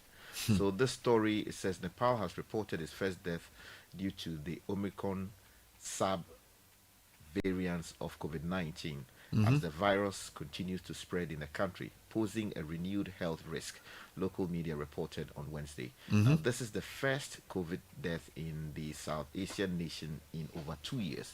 Now, the officials, they mentioned the hospital, say on Tuesday that they are confirming that 39-year-old woman was admitted to the hospital's emergency department, and she later died from the infection. It goes on to provide so part of Asia is having COVID, and the University of Ghana has had to ban all social gatherings. That is pretty serious. And just on the 19th of June, the CNN published that the new coronavirus variant surging in China has arrived in the US. Hey! Here's what you know about Nimbus. Oh my Lord. So he provides the details. A new coronavirus. Nimbus has arrived in US. Nimbus, yes. Yes. And we are told that it's spiking hospitalization figures and related matters. So you need to be watchful out there. And you know the protocols already. But are they saying Nimbus is, there was Omicron and there was also Delta and stuff. Is Nimbus, so this is a sub-variant of Omicron. Is it wilder or less serious? Have they given us what the symptoms are? Okay. Please check for me what the symptoms of Nimbus are. So we need to educate the public, right? This is not good news at all, because University of Ghana is probably the most crowded place in Accra. So if they are having to shut down social gatherings, it's not good news at all. Let's hope it's not something too serious. Fred, are we speaking to somebody yet? Okay, in a few minutes. So this one says, for instance, that still reading from the CNN, it says, what precautions should people consider to reduce their risk of contracting this variant? The same precautions we've been discussing throughout the COVID-19 pandemic still apply. This is a respiratory virus that could be airborne, so be on guard, particularly in crowded or indoor spaces. Now, people who are especially vulnerable to severe disease should try to avoid these settings. If they need to go into, say, a crowded train station, they should consider wearing a well-fitting N95 or equivalent mask. Now, those people visiting vulnerable individuals may wish to avoid higher risk settings in the days before the visit to reduce the chance of spreading not only COVID-19 but also other respiratory Let's speak to the Dean of Students of the University of Ghana, Professor Rosina Chemating, to throw more light on the statement they issued banning social gatherings. Madam, thanks for joining us. Good morning. Good morning, Bernard. So this seems to be the second statement in the week on the COVID situation. So when did the university start getting concerned about the matter to occasion even the first statement? Well, we work very closely with the University of Ghana Health Services Directorate, and so they've been keeping us updated with what is going on vis-a-vis the COVID status of our students. And so they informed us this week that the numbers were increasing, so more people were coming into the hospital with flu-like symptoms and testing positive for COVID. And so they advised us to let the students know that this is what is going on, and so they should observe the COVID protocols. That's why the first statement was issued on the 23rd of June. But we noticed that they were not observing the protocols, and so we needed to put out another statement not to cancel but to suspend social gatherings, because this is the time when most of the halls are having their hall weeks. The departmental associations are having their week celebrations and so on and so forth. And so the chances that more people are going to be infected, the chances are high. And so we needed to put that statement across. I see. So I noticed you listed specific social gatherings that should be suspended. Will this include lectures? Because I suspect lectures are also social gatherings, aren't they? No, they are not social gatherings. You know, in a lecture room, you don't have students shouting and jumping and hugging each other, and singing and so on. But you know, when you have a concert, an artist night, for instance, people are excited, they are jumping, they are shouting, and certainly that is going to be a more dangerous situation than sitting in a lecture room. It's mainly the lecturer who's doing the talking. Some students may talk, yes, but it will not be as much as when they are in an open concept environment. And we are also going to ensure that they come to the lecture room wearing their face masks, and as much as we possibly can to observe the social distancing protocol.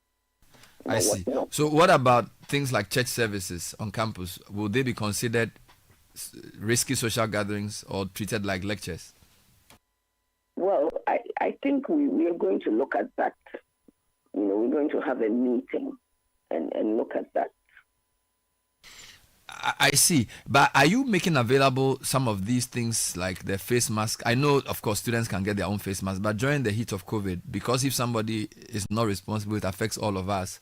There are certain things we put in place to ensure that there is no incident that becomes like a super spreader event. So what other precautions are you going to put in place to ensure that Legon does not become the epicenter of an outbreak? Yes, so we are advising all units of the university to make available Veronica buckets, hand sanitizers, face masks.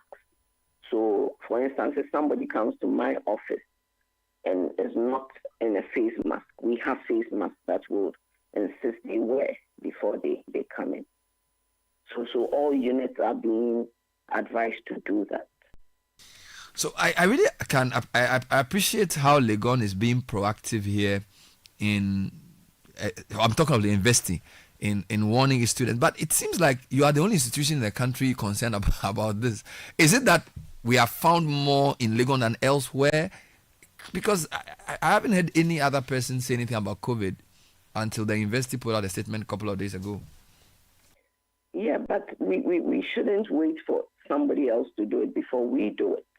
We work very closely with our health services directorate, and they have been updating us with the numbers, and we see that the numbers are going up. And so we are not going to wait till it gets out of hand. So we want to make sure that it's brought under control, and then we can go on with our normal activity. Okay. But just finally, while the numbers are going up, has the health authority said anything about fatalities, or for now it's manageable in terms of whatever condition they get? Oh, there haven't been any fatalities so far, no. And they are managing it, and everything is sort of being managed now, yeah. So thank you for talking to us. We pray the situation comes under control. Thank you, Professor Rosina Chamating, Dean of Students, University of Ghana. Just giving some background to this, that apparently the investor authorities have been noticing an increase in numbers. Exactly. And they are now trying to control the outbreak, or I don't even know what to call it, an outbreak or spread. Yeah. So I want to be careful what I use. Yes, and also, Bernard, you were asking much earlier about symptoms. So yeah, I take you this back new to one. this story. The symptoms appear Nimbus. to be similar to infection with other variants. There is a large range of symptoms and severity. Some patients may have allergy-like symptoms, such as stuffy and runny nose. Others may have cold or flu-like symptoms with fever, sore throat, fatigue, headache, and muscle or body aches. Some people may develop cough and difficulty breathing. Now, some may have nausea, vomiting, or diarrhea. Now, while most people recover, some could become severely ill and require hospitalization. Some individuals who contract COVID-19 may also develop the post-viral condition known as long COVID. So, if you do know, that's I never knew thought would ever come back to. I mean, the statement, the first statement you read, as in the second one you read, which is the first one issued. you know, it took me back to some memories that I really don't want to remember. You know, where it's like social distancing, wear mask properly, you know, wash hands frequently, maintain physical distance, avoid large gatherings. You know, fellow Ghanaians type of situation, not cry. You know, I hope the university is able to control this, because I don't know if the Ghana Health Service needs to also issue a COVID alert, or maybe they don't want to alarm people. Well, the fact is, other countries that are seeing, increasing numbers are moving in the direction of at least cautioning their citizens about the presence of the variant and alerting them to be on the lookout, and then also to be alert to the fact that it is in the system. The challenge is maybe the Ghana Health Service has not seen the need thus far to actually move in that direction. And again, we do not know how big the situation in other parts of the country. Did you know something we didn't know? Because you've been wearing your mask for the past 6 months. You know, because of something I did with the World Health System, I know a few things. So you were wearing the mask lugubriously? I've always kept faith with the mask, especially when I'm sitting in a closed environment.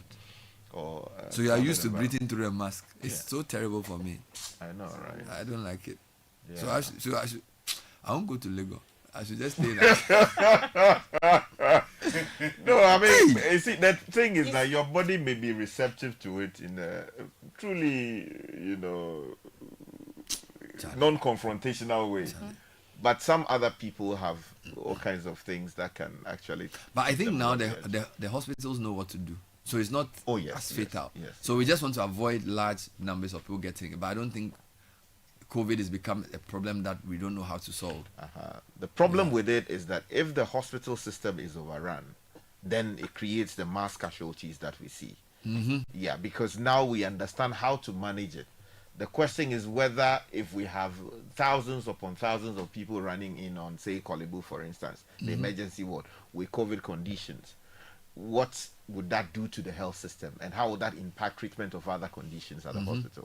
So that is why we need to do a lot more to reduce the numbers or keep it at bay. Okay, so I'm going to take you into something else shortly.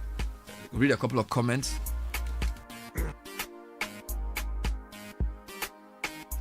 Now, the last in our series of on-air interviews, which will be airing at 9 for the Business Festival, will be looking at AI. And my very good friend Stefan Nwole of the Impontu Technologies, he'll be speaking about Africa's place in the AI revolution. And I think this is Richard Sky's topic. This is Richard Sky's topic. Stefan has been working on some very interesting things in the AI space. He's been training students as well. He lectures on AI, and you can call him an AI expert. He's joining us at 9 to look at the AI revolution and why Africa ought to do a few things not to be left behind. Here are some quick comments on holidays. Others, Sky. Okay, Francis can read it for us. Okay, so Nana Damit, listening from Frankfurt, says, I somehow side with Sky because over here in Germany, we have 9 nationwide public holidays, yet they are always busy cracking their brains. Whereas in Ghana, it's the opposite. So why these many holidays? Okay. We are racking our brains too. Thank you. We are racking our brains. Good morning, Bernard and team. How can we be productive when we spend 4 hours in traffic from Monday to Friday? Obviously, you cannot do much. Still in traffic, listening in my car. Sky is a big Chief One. Is a big Chief One fan. Every day, Madu Agbe. Who is Chief One? Chief One is a musician from the Volta region. That's the song he did. That's right. So that song is Madragbe. Every day. So by what does that mean? Every day I will enjoy. Yeah. Make I just chill. But we make now. I be this year They should even add Father's Day and Mother's Day too, and later add Children's Day. LOL. We, the commercial drivers, also like these holidays since it's like a cocoa season for us. Good morning, guys. The economy goes up for them.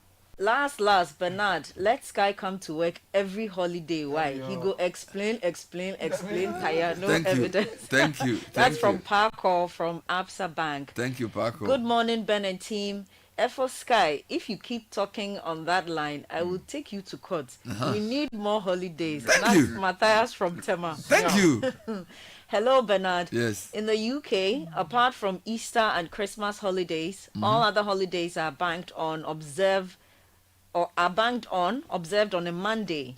In the month of May, the first and last Mondays are banked holidays. First Monday is Workers' Day, and the last Monday, the King's Birthday holiday. Look at that. The last Monday in August is another bank summer holiday. Look at that. Only 3 holidays in the year aside the usual Easter and Christmas holidays. Beautiful. Kofi Kwache in London sends that one. Kofi. Bernard, this holiday shifts to Friday and Monday. Are they sure they can work on all holidays? Because for some holidays like Christmas and New Year, Muslim holidays, the holiday has to be on that day. Shifting it wouldn't make it significant. Are they saying the 25th falls on Tuesday? If the 25th falls on Tuesday, the holidays will be shifted to This the next doesn't Friday. affect the religious holidays. Yes. So let's reiterate that point. This is for the non-religious holidays. Exactly. Yes, and I think Fred also made the point that the day will be marked, but then the celebration of it will be moved. That's for the non-religious ones. Yes. Will be moved to another day. So that's a response to Eric in Kufuridia. Bernard, I'm burned out. I'm a teacher in the SHS, and I'm the only person that teaches the subject that I teach. Look at that. There's no rest for me on my timetable except break time. Oh. I always come home so tired. Oh. Sometimes I can't even take care of my children. Burnout is real. It will affect him in other areas too. Use AI. I mean, it affects it will affect him in other areas. Yeah. Performance is normally affected by tiredness. But now AI cannot do anything about it. Well, it depends on what you're looking at. I can give you some ideas though. But there is this report quickly. Are holidays good or bad for the economy? The argument is over. Hold on, let me just read the findings to you. You were giving anecdotal evidence. I want to give you research findings. To support you or to support yourself? No, it's a very nuanced conclusion they have drawn. Cross-national evidence from 101 countries. It is authored by a number of people. It was released in July 2023. And Bernard, let me take you to the conclusions of that, and then you would make up your own. What was the intro saying? What did it? Let me read the conclusions. Then the you conclusion. Yes, that's right. I wanted to know. So the conclusion says that this study, in this study, we investigate the impact of public holidays on economic growth in 2019, using a sample of 101 countries worldwide. It is known that public holidays can have an adverse effect on economic growth if firms' productivity is affected due to loss in working hours. Now, on the other hand, public holidays can be beneficial to economic growth if people increase their private consumption and expenditure in the recreational and/or tourism sectors. Correct. Thus, the effects of public holidays on economic growth can be ambiguous. Our results indicate that the relationship between public holidays and economic growth is non-linear and, in fact, exhibit an inverted U-shaped curve. Now, the non-linear relationship implies that as the number of public holidays increases, economic growth would increase as well. However, at some point, yes, until to a certain optimal point. Correct. Thereafter, further increase in public holidays will ultimately reduce economic growth. Now, this relationship is robust. Robust. You did economics. Robust with respect to the three estimators, and they named the estimators here, that we use in uncovering the nonlinear relationships. Now, the last two paragraphs. We can conclude from this study that the optimal number of public holidays can be increased. No, so there's some error with the English. Read it again. The optimal number of public holidays can be increased. I think they want to say it can be increased if economic growth is persistent upwards. Right? Our quantile regression analysis suggests that 9 days of public holidays is optimal for countries in the 30th and 40th quintiles. Quintile. Quintiles. Okay, quintiles. Yeah. They've divided their countries into 5. Now, 10 days for 50th and 60th quintals, 11 days for 70th quintile, and 12 days for countries in the 80th and 90th quintiles. I see. Other macroeconomic factors that contribute in boosting economic growth include the growth in labor productivity. Did you hear that? Investment in capital, growth in tourism, which is you mentioned, good governance, which is a problem in many parts of Africa, foreign direct investment, and growth in urbanization. Now, the results of our study can be translated into some practical implications.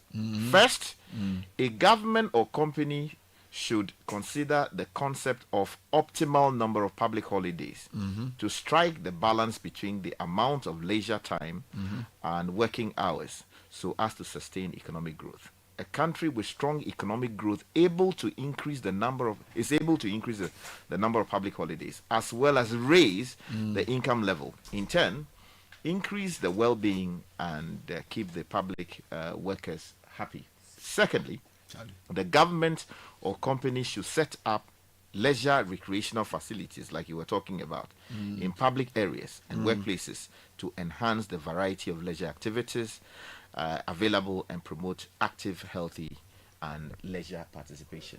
So basically that is what the So basically there's a certain level that diminishing returns may set in. Exactly. So but my question is, was Ghana in the study? If we probably were not. And I've not and also for that.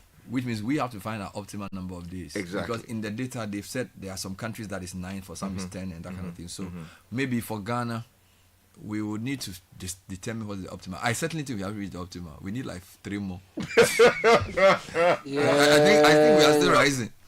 You know? Right. So it's a good, how many do we have now? And the other thing I have to say about this is that economic growth is not necessarily the be all and end all. Growth is a very interesting term because you can grow and not develop.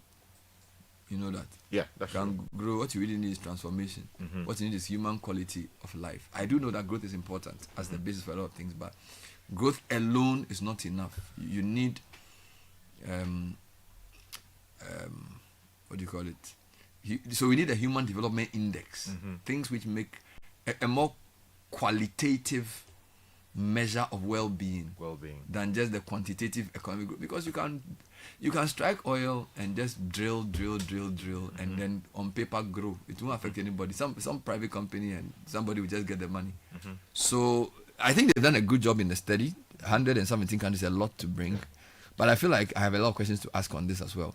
But we in Ghana know that we need more holidays. Okay. So they have they exhibited or maybe they surveyed Rwanda, Zambia, and some other countries. But Ghana was not in. Yeah, Ghana. I've searched for Ghana. Okay. I don't find Ghana. So, but we have conditions similar to. You should send the report to me. I just forwarded it to you. I'll read it.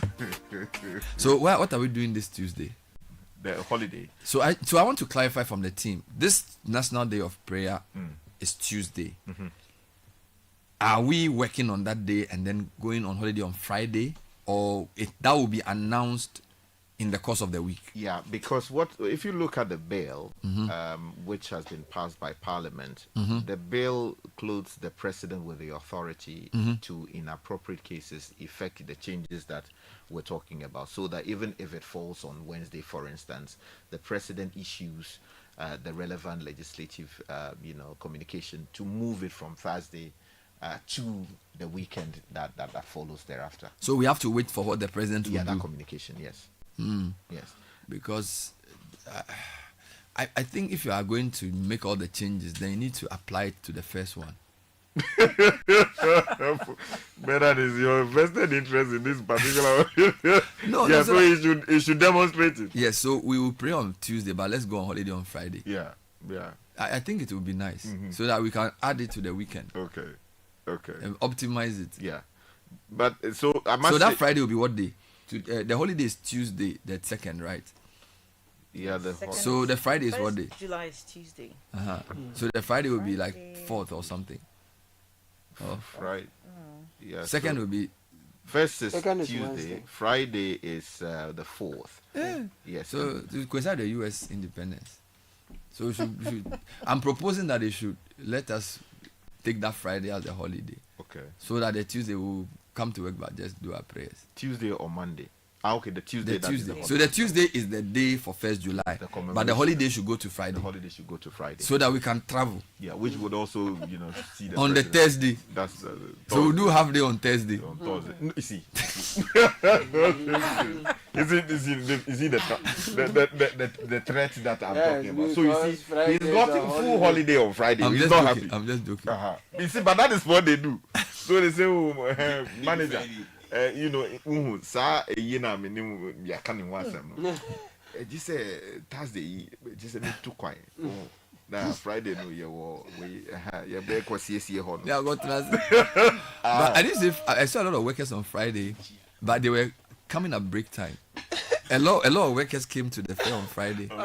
But it was a break between 12 and 2. They went back to work. Yeah, which is break time. That is fair. Yes. Yeah, so sometimes they give them 1 hour to go and do their things. I even think we should add siesta to our calendar. Because when I was in secondary school, 3 o'clock we had to sleep.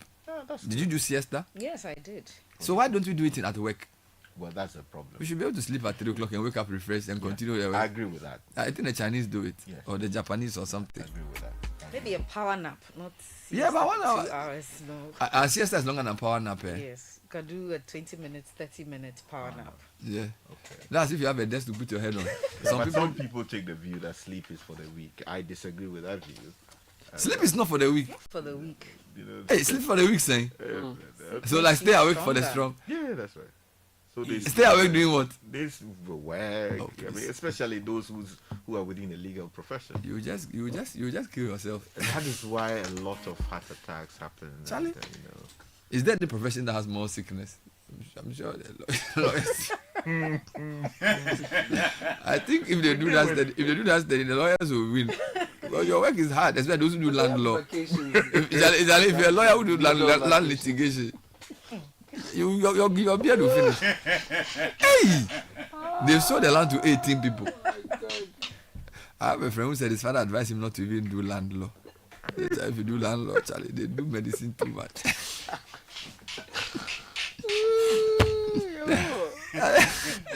Now you are the lawyers. They do medicine too much. Which one is the medicine? No, paracetamol. Do you know medicine? Chloroquine.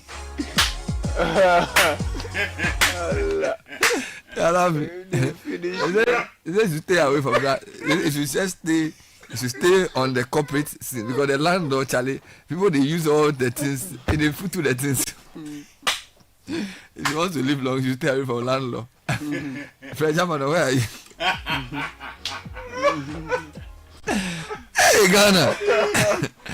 Charlie, don't be this guy. You don't be here, bro. Our country. They say they take you to the local single, you see some things there. But you actually like constitutional law. Yeah, constitutional law. You don't like land law. I mean, my mom was always averse to the idea of litigation over land. Litigation, yeah. Because according to her, so basically, it's the same thing. What you're trying to say, Charlie? Not in as many words. Because people take entrenched positions, and sometimes decisions have been taken before these people were even born. Exactly. So there are historical issues to that. Sometimes you, the lawyer, may become a victim. They won't tell you the full truth. Yeah. So it's not an area. Is it an area are you interested in litigation? I'm interested in litigation, but I won't say land is an area I'm set in. For now, I hear there's money there. I know. But Sky will bring up the opportunity courses. For now, I'm testing the waters, experiencing the various practice areas before I can make a determination. So you are not sure which area you want to specialize in? Not yet. I'm not ready to make a decision. Not make a decision yet? Yes. No, very good. I wanted to ask you the other question of why you became a lawyer, but I'll leave that for another day. Legal discobolus. Let me move away from this area. Let's hear the suspended CJ briefly. Yesterday she gave a press conference, 47 minutes. I'm bringing you some highlights of her speech that she addressed. You can say she addressed the media, but actually she addressed the nation. She addressed the nation through the media. That's more accurate. So let's hear some of the highlights. The public officials who have been summoned supposedly on subpoenas without the issue of subpoenas just come and swear oaths and present documents to the committee assessments. The witnesses themselves do not have the petition. They do not know the allegations in the petition, and so they cannot answer questions on the petition. And when they finish submitting their documents, my lawyers are called on to cross-examine them. Since 23rd May 2025, this strange process has been followed up, and witness after witness has been called, like Nebuchadnezzar's situation, in which he demanded that the magicians in his court should tell him his dream and also interpret it. My lawyers are left to guess which allegations in the petitions that I received on 27th March are supposed to be the subject matter of the testimonies that the witnesses have referred to. Anyone who has been to the Circuit Court or the High Court and made subject to the rules CI 47 will know that those rules never conceived that a hearing can be conducted without the claims, the defenses, and the issues being carefully laid out before the parties and accepted by all of them before a hearing starts. Ladies and gentlemen, it is this total absence of compliance with all known rules of fair hearing that has caused my lawyers to file applications for judicial review in the High Court to declare all the proceedings void. Because the clear danger is that through this flagrant violation of CI 47 and the darkness of the current proceedings being held in camera behind the walls of Edu Lodge, my lawyers and I can come to the end of the proceedings. The evidence will show that every one of those allegations in the petitions that were given to me on 27th March is unfounded and untrue. And yet, the committee can dig up some allegation from whatever documents they claim to be having from the president, which they have not shown to me, and purport to enter a recommendation for my removal on that basis. Allow me to say that this is totally unknown in the rule of law in this country. If it was lawful, I would have no reason to alert the nation of the dangers they represent. It is the violations of law that have forced me to bring these matters out in the light of day. The final and fourth reason for this statement is that I have heard on several occasions from loved ones, persons who care, persons who may not know me beyond my public duties, and many who think that since these proceedings seem to be carefully staged to result in my removal as Chief Justice, it would be best if I just retired or resigned rather than subject myself to an ill-motivated process. I have also received threats and veiled threats to the effect that if I fail to resign or retire voluntarily, I will be made to suffer some harm or the other. I've also heard commentaries in the media about how this process was born out of a stated political agenda to remove me and control the judiciary, and that it is a political effort that can only result in an outcome that was decided long before it started. I thank everyone who has engaged in this conversation out of concern for my safety and well-being. Let me assure everybody that I am not seeking to cling to a title or a position. However, as a lawyer of 38 years standing, a judge of 21 years standing, and Chief Justice who has served the rule of law all my working life, in fact since I was 25, it is my onerous duty and obligation to speak up concerning anything that is extremely wrong with the administration of justice in this country, This is what I do every day. The situation I have been confronted with has shown me a model of injustice that I would never have thought possible if I had not been exposed to it. This is why, despite great personal discomfort, I have decided to marshal every effort in law and leadership to answer to this situation. Again, resigning or retiring while Article 146 proceedings are being conducted to remove a judge is not an option any judge or public official can even have. There is a decided case on the matter by the Supreme Court. The suit number is J6/02/2019. Again, no one has the authority to walk away from proceedings started by the state. Judgment can be entered against you because you failed to defend yourself. And a judge who resigns or retires would still lose all entitlements that they have worked for because they failed to defend the claims and resigned or retired while the proceedings were still going on. Therefore, if false claims are made against a judge or commissioner or other public office holder subject to Article 146 proceedings just to achieve a political agenda, the solution cannot be to resign or voluntarily retire out of frustration, pressure, or fear. You would only subject yourself to two cruelties: a judgment based on false claims and loss of everything you have worked for.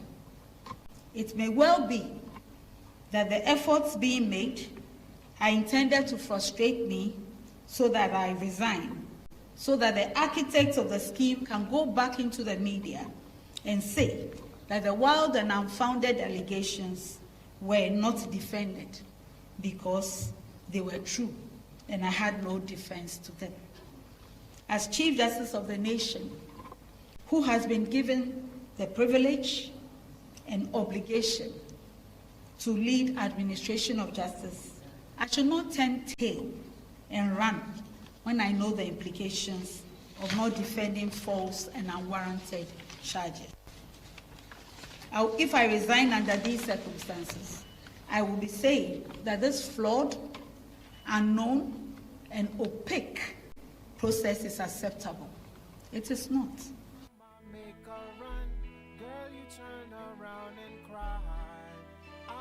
Myself, why, why? See, you must understand, I can't work a 9 to 5, so I'll be gone till November. Said I'll be gone till November, I'll be gone till November. You tell my girl you I'll be gone till November, I'll be gone till November, I'll be gone till November. You tell my girl you I'll be gone till November. January, February, March, April, May. I see you crying, but girl, I can't stay. I'll be gone till November. So that was the Chief Justice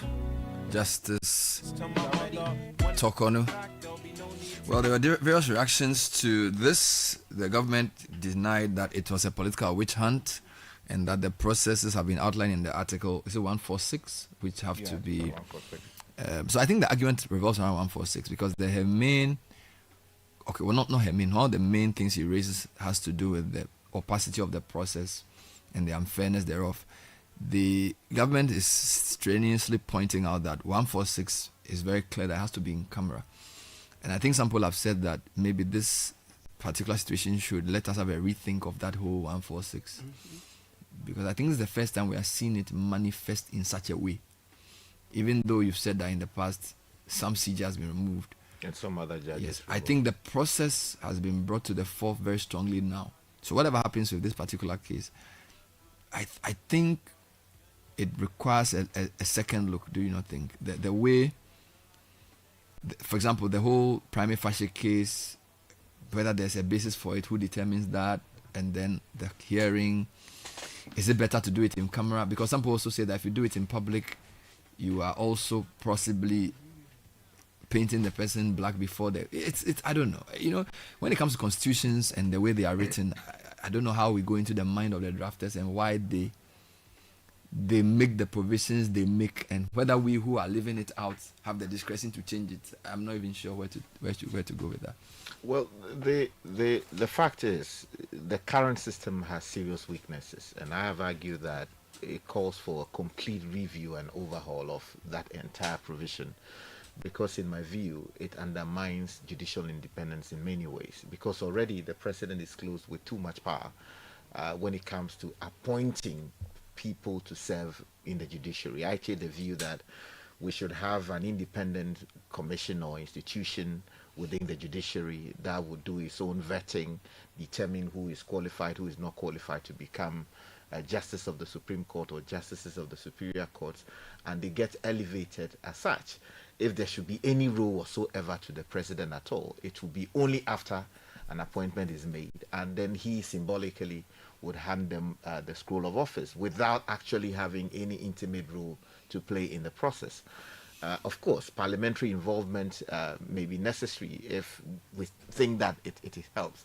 But I think the more fundamental question is whether it is in the public interest to hold a critical, hearing like this away from the public camera or exactly. The framers of the Constitution, if you read the various discussions that went into the decision to create the regime the way it is, wanted to avoid a situation where what is happening during the process impacts the image of the judiciary, as to say, take away from, the credibility of the judiciary.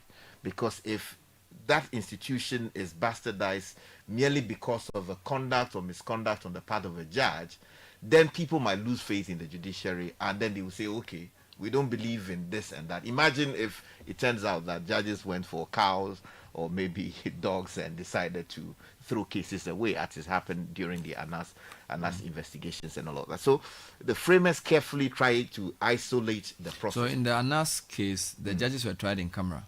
Yes, they were. It was not in public. Yeah, but you see, the problem at that time was that ANAS had released videos of the collections. What they were doing. Aha. But the process of the hearing was in camera. Exactly. Okay. You understand? So then, that people then began to say, so judges were collecting goats and they were throwing cases away. Mm-hmm. That weakens public confidence in the judiciary.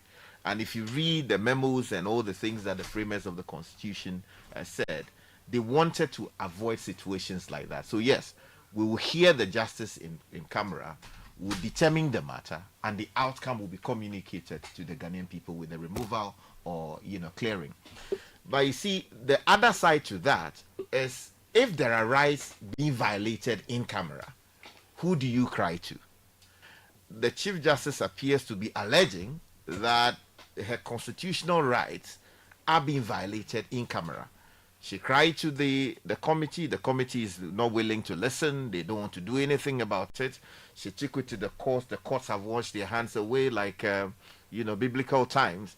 And so she's left now to speak to the conscience of the Ghanaian public, to put her case out there. Because in any case, in her view, the charges against her have been copiously published in the media anyway. Now, the question is, if there are competing requirements of the Constitution, which one should yield to the other? Do you give more weight? That is where the problem is. Because 146 says, no, it is closed. Nobody should know about it. It should be confined to the in-camera hearing. But the woman says that, the Chief Justice says that, well, my rights are being violated. So let me ask you a question. Whatever happens after this case, assuming the Constitutional Review Committee asks for submissions around 146, what would you propose? Well, so based on the lessons from all that has happened from ANAS to this particular one. Yeah, so as I've argued elsewhere, I think the process itself should be open. I think it should be open. And discretion left to those presiding over it to determine on case-by-case basis which one should be out of the public view. So, for instance, if the situation is so serious as to impact national security, the national security considerations and public policy considerations should intervene and say, okay, on this particular matter, we are not going to hear it openly. So like the way Parliament does. Exactly. When they have a hearing, they can say, for some, open for some. So that the committee decides as and when. Exactly. You don't lock it into law to say it should be in camera or not. No, willy-nilly. No, I don't think. But who that. makes the determination? Would this be the Parliament of Ghana or the President or the Council of State? Who should make that determination? So again, I am saying that we should remove the role of the President in determining who should be on the committee. Okay. So the committee should already be known by way of... Yeah. So there should be, in my view, a disciplinary institution within the judiciary itself. Okay. Which would have the authority to receive complaints like this. With known members. Exactly. Or the members are based on positions. Or they can say maybe a couple of High Court judges or whatever. Exactly. But who empanels them? But my view is that they should be former justices of the Supreme Court. Former? Yes. But who will choose them? Will it be Parliament or the President? No, so the judiciary within itself should. But what if the person being tried is the CJ? Who will choose the people? So so if it is this is just like maybe the Attorney General presently. If there is a challenge against the Attorney General for engaging in a conduct, and I'm not saying he's done that, a conduct that is unbecoming of a lawyer, the General Legal Counsel is there to hear that complaint and determine it. It doesn't matter whether he's the Attorney General or not. Some people have some fanciful ideas. The disciplinary committee of the GLC. Yeah, yes. So you see, I want that, in my view, respectful view, that committee set up within the judiciary itself, which is a disciplinary committee that will be responsible for enforcing code of conduct and related matters within the judiciary. And it would apply equally to the Chief Justice, as the case may be. Well, process continues. Yeah, We'll keep and then a close also eye on quickly, it. Yes. in the case of parliamentary involvement, I take the view that it should not be 5 members sit on the matter, decide one way or the other, give it to the president acts on it. I think if we truly want to guarantee judicial independence, we should move the requirement to a level where you will require 3/4 of all MPs voting that a particular justice of a superior court. So in this case, we are not confining. Whatever the result is, Parliament should get involved. Yes, Parliament should vote on it. Yes. And the majority should be very big. Yes. Before the wow. The reason is so that the legislature can protect the judiciary. The reason, in my view, is that I think we have set the floor too low. If the Chief Justice goes to have lunch outside somewhere with somebody, should that be a basis for removing the president? I think the bar should be really high. When we see misconduct, we must know it. That the Chief. But is Parliament not already partisan? So is Parliament the right place to treat this issue? The reason here is that it forces cooperation. If we all agree, let's assume, for instance, that a justice of a superior court goes to, say, murder somebody, right? The facts prove that he actually did that. In that case, we all, no member of parliament in his right sense will say that, oh, this matter, no, let's go divided on it. But not every issue is that clear cut. That's the problem. Yes, that's why I'm saying that even the floor as to what constitutes stated misconduct is too low. That is why I was saying that we needed a CI to clarify what exactly the issues are, because in this case, anything at all appears to go. You understand? A justice on a matter makes a determination and somebody is not happy and says that, okay, on the basis of that, remove a justice from office. I think that, look, removal from office should be reserved for very, very, very serious offenses against the good people because of Ghana. even Article 127 protects the judge from liability when he's carrying out his mandate, whether judicially or administratively. So you can't say because you lost the case in court, that's stated misconduct. Unfortunately, one of the petitions says that a particular decision was made to arrest somebody in the course of judicial duties, and therefore the person should be removed from office. Isn't that why there's a prima facie establishment? Won't that cure or raise the bar? Unfortunately, as we speak, we don't know what went into a determination as to the presence of a case to answer. You understand? If that document had been submitted to her ladyship, perhaps maybe at least Ghanaians will have a fair idea, okay, what determination was made, why it was made, and all of it. It's a reasoned writing that says that this was the allegation, we looked at A, B, C, D, we tested them, and we came to the conclusion. But let me ask you another question. Some people feel that she chose the wrong forum, that she should have probably used the Human Rights Court, because she was alleging that her rights were being violated. And as the custodian of the law, who has occupied the position of CJ, the best place for Saka would have been maybe the Human Rights Court. So I agree to an extent with that view, because I believe that you cannot pick and choose. how Article 146 is enforced. But you see, that view also ignores the fact that the woman claims, or I'm not saying the woman, I'm using the Chief Justice claims that the committee has failed to address her concerns. The Supreme Court has failed to intervene. That notwithstanding, she's filed an action at the High Court seeking to protect or vindicate her rights. But you see, the Constitution under Article 21 allows for free speech. That includes speaking in defense of your own rights. So the question is, if Article 21 clashes with 146, the requirement of secrecy, which of them should so you are saying a lot of this is which one you weigh. Let me read a couple of comments for you before you go. Good morning. There has not been any previous process of impeachment of a certain CJ like we are witnessing. CJ Seaku Kosa was dismissed from office by President Nkrumah, who had such a power to dismiss the CJ under the 1960 Constitution. There was no impeachment process per se. CJ Lankwe Banaman was also dismissed by General Champong in the 1970s. This is somebody who has a lot of history to add. You are going to make a quick but point. He's right. This is a historical, novelty event that is happening. Yeah. Yes, it's also novel. I just wanted to draw Sky's attention in raising Article 21. Granted that this is the Constitution and it has a superiority in terms of supremacy, but the rules of professional conduct also require that we don't take to the public proceedings in the court. So it appears that's where the issue is. That she may also be, for want of a better expression, compromising the process she's saying is being meted out to her unfairly. She's also participating in that. So I asked a question on some other platform that if, let's assume that justice is being investigated for having done one wrong or the other, she goes there every day, they line him up on the table and lash her or him 24 times, draws the attention of the committee to it. The committee says, well, we are not concerned about, we are investigating you for stated misconduct and blah, blah, blah. Files an action at the Human Rights Court or maybe at the Supreme Court, depending on the circumstances of the case. They say, oh, we don't want to do anything about it. It is a closed matter. What, are you saying that merely because the provision says that you should confine the matter to secrecy, he or she should not come out and complain? I hear your point. So the point I'm making, depending on how the person feels violated and the context around the issue, you are prepared to accept the recourse to the public. Exactly. And I cite a specific, depending on the circumstances of the case. Because there's a principle of derogation in law which says that in appropriate cases, what is the general rule can be departed from in protection of some other fundamental right. So if, for instance, I am being killed behind closed doors because I'm being investigated, I should not submit to the process when I do know that exactly. So in that case, if she feels that she's there, it is for her to justify it. You understand? And then if people are going to sit on it and determine whether there is a breach, they'll have to weigh the two sides before coming to a conclusion. Well, the law is very complicated. Let's make it simple. But thank you guys for your insights on this.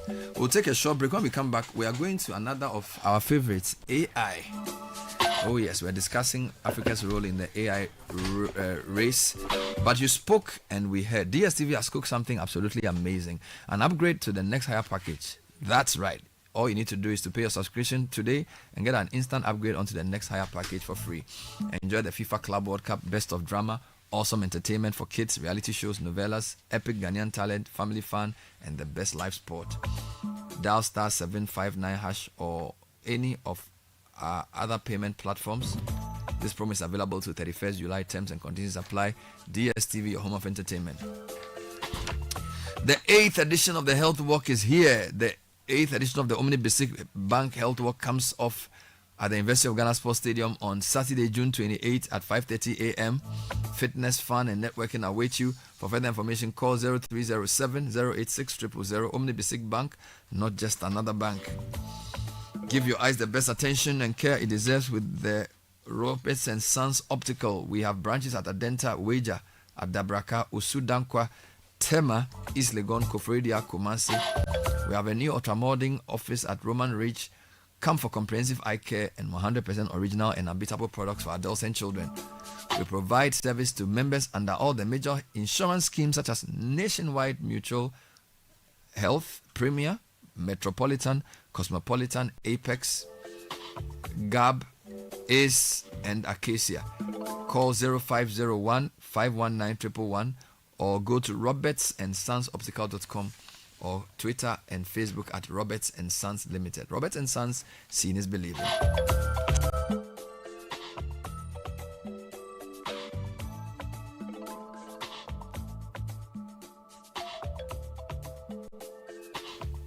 Well, the Absa Bapa account is designed for people like us who work hard and deserve more for less. Here's what we get with the Absa Bapa account: free GH Link card, access to loans of up to 50,000 CDs, high interest on savings, free SMS alerts to track every peswa, and seamless mobile and online banking. If you are looking for more value, more peace of mind, and more control over your money, then the Absa Bapa account is just the account for you. Terms and conditions apply. Your story matters, Absa. Amasaman and its environs, are you ready? The Mobile Money Festival train, that Momo Fest 2025 is here. Come and experience seamless shopping and music experience from your favorite vendors and artists from 27th to 28th of June at the Amasaman School Park. Come and experience cashless market with up to 50 top tier vendors, up to 20% discount on goods and services, and you can win up to 10,000 CDs in the Momo Keteke Game Show. We also have branded souvenirs, board games, and DJs on rotation. Download the Momo app and join the team at Amasaman School Park on Friday and Saturday, and just Momo it everywhere you go. Momo Fest is powered by MTN and sponsored by MTN Business, GCB Bank, and IO Insurance. This is the City Breakfast Show, the city's biggest conversation. Hey, of course. You know we have been friends since childhood, and we always tell each other everything. Oh, Cynthia, I know that. And that is why you are my best friend. We even eat together, and I have spare keys to your room. I also know your phone password. Cynthia, don't I also know your phone password? Yes, so. But what about your Momo PIN? Hey, no way. Indeed, Akos. Your Momo PIN is your secret. Do not share your PIN for any reason or give your PIN to someone to send cash on your behalf. Davida, never give out your PIN or OTP as a means of claiming a so-called promotional prize one. Your PIN is like your toothbrush. It only belongs to you. Stay alert. MTN. World number one Brown Hire LED TV and home appliances got mega up to 5,000 cities price drop at all Electromat showrooms. First time to shop higher air conditioner, LED TV, refrigerators, washing machine, just freezer, range of appliances at unbeatable prices on every purchase. Exclusively at showrooms. Rush now while stock lasts. Check our website and social media pages for more details. Electromat, your world of electronics. Hey, so what goes into building quality structures? I mean, literally, what goes into it? Wujaf, you don't want to be sitting here somewhere worrying whether or not you did a really good job. It'd be a very simple equation. If there's no diamond cement in the mix, massa, forget it. Don't start cry. Menye, diamond cement has been providing builders, block makers, and construction companies that peace of mind for years. Diamond cement is 42.5 R grade cement. Unbeatable quality made right here in Ghana. And because we have your pocket in mind, we provide 32.5 R grade so that everybody getting on. No long talk, Jack. If there's no diamond cement in the mix, don't start. Locate Diamond Cement Ghana Limited nationwide with factories in Aflao, Takrade, and Buipe, or call 0244-313-368 or 0540-111-978 or 0202-021-175. Diamond Cement, still as hard as a diamond. As a busy professional, I struggled with back and neck strain from long hours at my desk. To improve my focus, productivity, and well-being, I sought expert advice from the CEO of Expert Office Furnish. After being in the furniture business for 25 years, I can tell you two things that causes back pain in the workspace: bad sitting posture and not sitting on a good chair. I recommend to you the Genevia Beeper chair, the chair that helps you to sit right. When you don't sit right, it beeps for you to be able to sit right. The next will be the Enjoy chair. It takes every body shape and size. Buy a chair that will support your back and give you that comfort to be able to deliver on your job. Expert Office Furnish offers molding furniture for comfort, productivity, and style. From seating to customized solutions, plus interior decoration services, they've got it all. Find them off the Atomic Hills Estate Road in Ashonman or call 0571 386602 on Facebook and Instagram at Expert Office Furnish. This is the City Breakfast Show, the city's biggest conversation.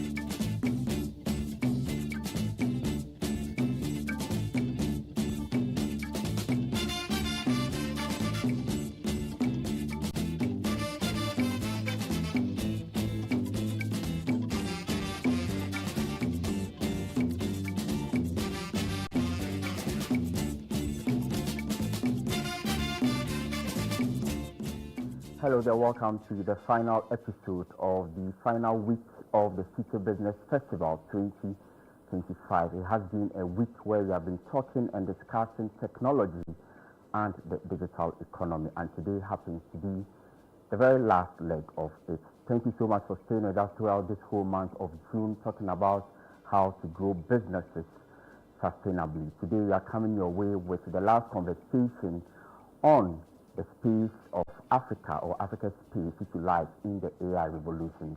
I have a very interesting guest for you today, and if you join me after I come back from this particular break, I'll tell you who my guest is and what the topic for discussion is as well. I am me, Lati. Welcome to the program.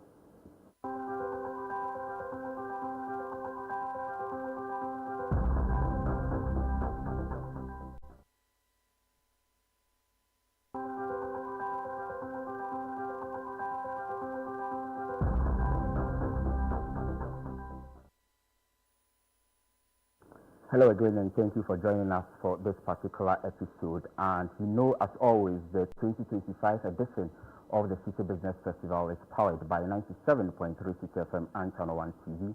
We are sponsored by Absa Bank Ghana Limited, Zonda Tech Ghana Limited, as well as MTN Business. Just as I mentioned today, we are looking at the role of Africa, or if you like, the position of Africa when it comes to AI revolution. My guest is a man of many parts. He's into industry, he's into business, he's into technology.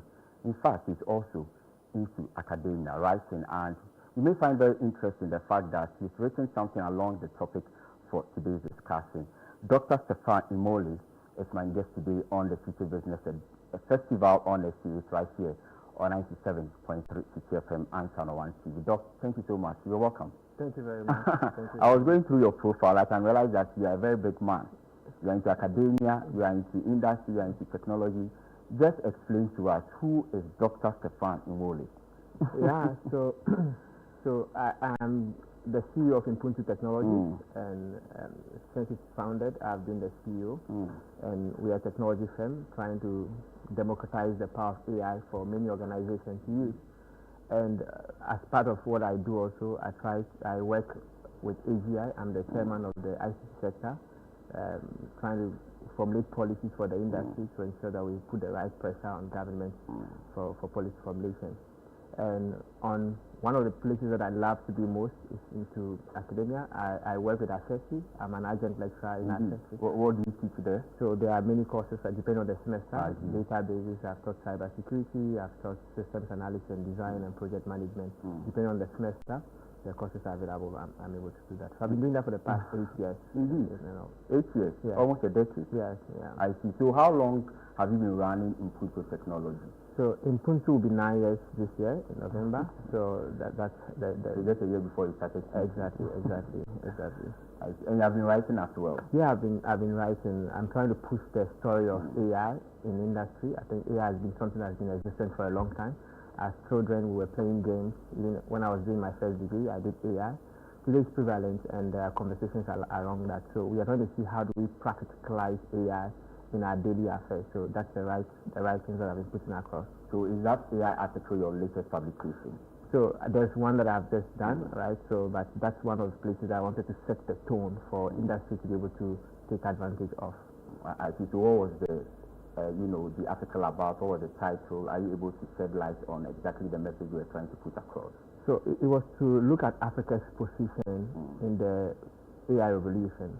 Right. You see, one of the things you should note is that by 2030, right, what is going to happen is that Africa, the youth population of Africa, is going to contribute about 42%. And that is to say that by 2030, the new skill sets that will be needed. And today, AI is one of the conversations that is happening. And a lot of people are talking about how AI is going to take jobs, how it's going to augment jobs and all that. It means there's a need to be able to be intentional in how do we have those kind of conversations. And those articles that you're writing is around all those ones. What we have been doing in the past time is that during the start of our company, we tried to push the concept of AI, and at the time when we were pushing it, a lot of people were confusing what artificial intelligence and business intelligence was. So they kept saying that we're already using those kind of tools. And I had worked in MTN for a long time, and my last role was an OSS engineer, and as an engineer, we were providing data for the organization and all that. I knew a lot of AI were not being utilized, but there was that confusion. And my job was to see how do I now set the tone. So my PhD work started from that in big data and all that. So from what you say, it means that you started working on AI tools and the whole landscape when it comes to artificial intelligence way back, even before most of us came to realize that there was something like that in the industry, because you studied it in school and you have been doing some work in the past. And so if you say that by 2030 a lot of attention will shift towards AI, and just yesterday when I was talking to Maximus, he told me that in the next 5 years, one of the biggest things that ever happened to us will be the adoption and also the use of artificial intelligence. Is this an assertion you agree with? Yeah, I agree. You see, AI, a lot of research has been going on for a long time. Today, computing power has changed. There's internet conversations have also changed the way it is. So we've just had the tip of the iceberg. So I agree with him that in the next 5 years, the usage of AI will change. Today, as I was even coming here, one of the research that I was doing was through the power of AI. I was making more research using AI. This has really transformed our daily life, right? So I tend to agree with him. Indeed. And so what is, Africa's position when it comes to, this whole global AI revolution? Are we into it? Is it a game changer for us, or we are just consuming it, or just at the frontiers of it? So that is what I sought to achieve in my article. So you see, this is the position that I have taken. You see, the whole conversation, there's been several revolutions, and Africa only started consuming, or we allowed things to pass and we consume them. But this is a conversation that everybody is trying to take a position. So what I'm saying that, look, if you look at what is happening in the United States, there's over $500 billion that is being pushed in this AI conversation through the partnership on the private sector and the public sector. The European market is also trying to push over 100 billion, right? The Middle East and the Asian market is also trying to do all those ones. What is Africa saying? All we are trying to do is try to be able to part of using all these kind of things. The position that we have taken, and as our company, we said that, look, how do we start the journey? And in starting the journey, there are 4 areas I have in my opinion. What are these? And the very first one is the infrastructure aspect, right? Where you're talking about the servers, the kind of GPUs that would allow you to be able to work on the AI model that you are building. The second one is the algorithm, the model itself, like what is run, like what do you see, what ChatGPT is doing, what is Claude doing, and all those ones. The third one is the data itself. The data belongs to us. Where is the data sitting and all that? And the last aspect is the training part, where I started by alluding the fact that the youth population we are going to have 42% of that one. So that's the fourth aspect. So for Africa to take advantage of all these things, is to be able to understand where do we play a role. The infrastructure side, because of the investment that is needed for all these things, we might not be able to invest so much. We can rely on the services of what Google Cloud is doing, Amazon, and all these organizations are doing. For now, we can start there. But also government can play a role in trying to make sure that these data centers are put there because of data sovereignty and all that. But we can start from somewhere. The second aspect, which is the model creation, it will surprise you to know that 8 years ago, we started our own AI model, and we had launched it before ChatGPT. Indeed. Yes, it was called Snowly. That's what it says. So if you go to YouTube, you see the year that it was launched and all that one. We have started these models, but fortunately for us, because of open sources have come, we need to adapt new ones. So Africa's position is that because there's a closed source and there's an open source, we can take advantage of what the open source is. And then we have extended our model to be more efficient. The third part which I've been talking about, which is the data aspect. The data belongs to us. Africa is communal, we are religious, we are tribal, we have certain kind of nuances that is different from the biases that exist in the world. So if we do not have train our own data to make meaning of what we are saying, we are going to rely on those biases and inherit all those kind of biases. So Africa's position is to look at the model and train it with the kind of data that we have. And the fourth aspect is the youth population that I'm talking about. How do we make sure that we empower the youth? We train them in such a way that is fine. So for example, in our organization, what we have done is that every year we are taking over 1,200 students and trying to label this one to fit the culture. So if you say, I'm going to come, normally it means that the person will be late by 30 minutes or 40 minutes. That might be an African nuance. So I'm coming and you see the person going. So these models must be trained, but you need people to rightly label the data in the way that we want. So that's the position. A very fantastic point you raised. In the 4 areas, according to you, are the game changers. So infrastructure, algorithm, data, as well as training. Correct. In there, you're also talking about the difference between the open and closed sources, the biases in there. I want us to divide this into 2 and talk about them one after the other. But what's the missing link in all of these that you put together in terms for Africa? Is it money? Is it mindset? Or is it something that we have to do when it comes to policy implementation? Yeah, so I think it's a combination of almost all of them and many other things that our research would contain. So, for example, I think that the environment is such that we have the capabilities of doing. For example, when you come to the area of training, you have universities like Access University. Access University is starting a new course called Intelligence System with a master's program. So the environment is being created. So a lot of the people are playing a role in that ecosystem. So it is not necessarily the money. You have industry like Access trying to take a lead in this particular area. The area of policy, advocacy, and all those ones. I think that the government understands where we are, right? But I think there should be more conversation. How do they collaborate with the private sector to be able to do all these things? The money plays a role because you need a lot of the data centers to make sure that it works. And that one is very difficult for our SME sector because Ghana is more of an SME-based center. Government can play a role and create that data center conducive for us to be able to run that. That's where the money comes in. For the model, because we'll be training a lot of people and we have the capabilities of doing that one, we have demonstrated that capability, especially from what Impuntu is doing as well. I see, but you also talk about, this whole open and closed sources of AI. And you can also admit that there is also a growing divide between the two, areas. And so if I ask you where Africa should be aligning towards, where would that be and what are the pros and cons, if you like, for each of these elements? If you can explain that for me. Yeah, for the closed systems like ChatGPT, they are closed. They will not open it up for you to be able to utilize that. Like Claude also making it, their models, some of them they are making it open source, some of them is closed source because of commercial benefits. I think for Africa, we need to be able to have our own model, right? Because there have been open sources that are there. We can inherit all those open source data, right?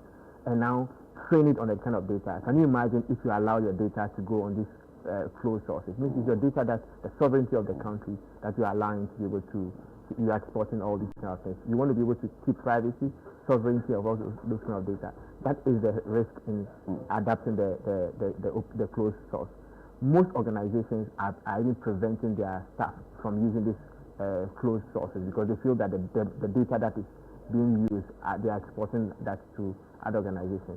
So my hope is that organizations would adapt their own model, and especially models that are done in the African context, or maybe and they inherit it in their industry, where now they train the data on their model itself. In that case, it allows you to be able to keep the privacy and the sovereignty of your data, and that is what we have been doing for most of the. So, what is the danger in there if we choose to adopt our own local data sets? What are the risks? Yeah, it means that you'll not be able to have the knowledge that you want. Every knowledge that you are having is going to be knowledge that is biased biased towards the foreign models. I see. We'll be going on a quick commercial break right about now, but before we do that, which areas in the SME landscape do you see, taking full advantage of AI automation or augmentation, if you like, and which areas have a lot more of prospects which they are not tapping into? Okay. So one of the things that we at Impuntu we have done, because we know that the Ghanaian market is more SME based, we have taken advantage of those who are doing sales, the e-commerce platform. So somebody's on Instagram, TikTok, or Twitter, and they are making a lot of sales. And because of fraudulent activities, maybe somebody's selling maybe perfume, hair, or maybe dresses, their customers make a purchase. Immediately a purchase has been made, their customers begin to complain that, have you received the money? Have you gotten it? When am I going to get the good? Maybe the vendor is going to production to get the product, but because there's a silence over a period of time, the customers begin to think that these people have defrauded them. They come back and they realize that no, it was actually a delay of production that was doing that. So what we have done is that we have built a model on our Snowly application where we put it online, you download it. during the download, you integrate it to all your social media platforms.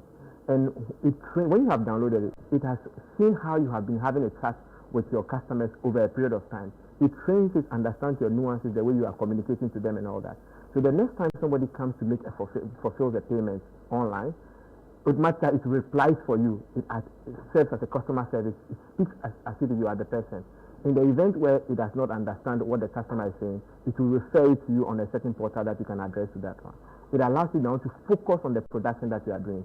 These are areas that we have brought to support the SME market, and I think some use cases are seen to be enjoying the products that we have brought up after. If you are listening to us on radio, this is 97.3 Citi FM. If you are watching us on television, you are watching Channel 1 TV. I am me, Lati, and this is our honor series of the Citi Business Festival, and I'm talking to Dr. Stefan Inole, CEO in Punto Technology, also an adjunct lecturer at Citi University, and also chairman in charge of ICT at the Association of Ghana Industries. We are talking about Africa's space in AI evolution. We have more after this. Don't go away.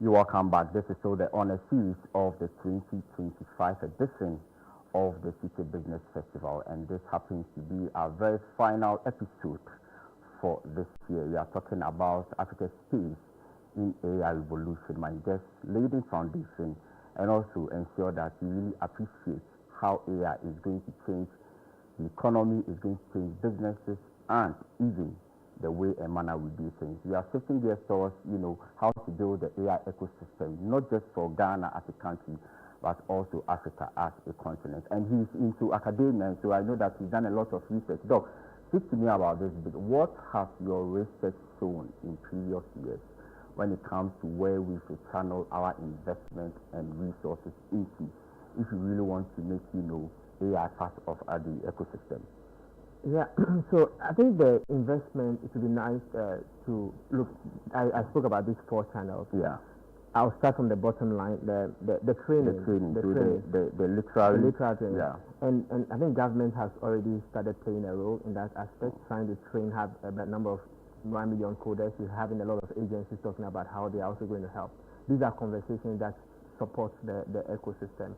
But there is more to be done. But do you think governments and investors really appreciate the impact this is going to bring? I think the conversation out there, we as private sectors, we are watching the space to see, because after all this training, they will need to be put into areas of jobs and all that. And I think when you hear what the minister is saying, our sector minister, he's intentional. I think he's been talking about how that will be partnership with the private sector or creating the jobs opportunity there. So we are watching. It's a bit early for us to be able to see what's going on.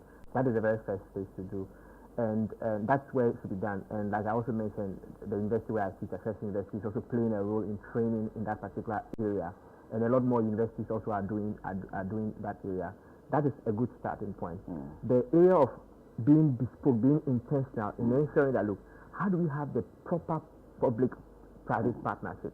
So if you look at what the Americans did when Donald Trump took office, he invited OpenAI, the team, the developers of ChatGPT, invited them and had a conversation with them.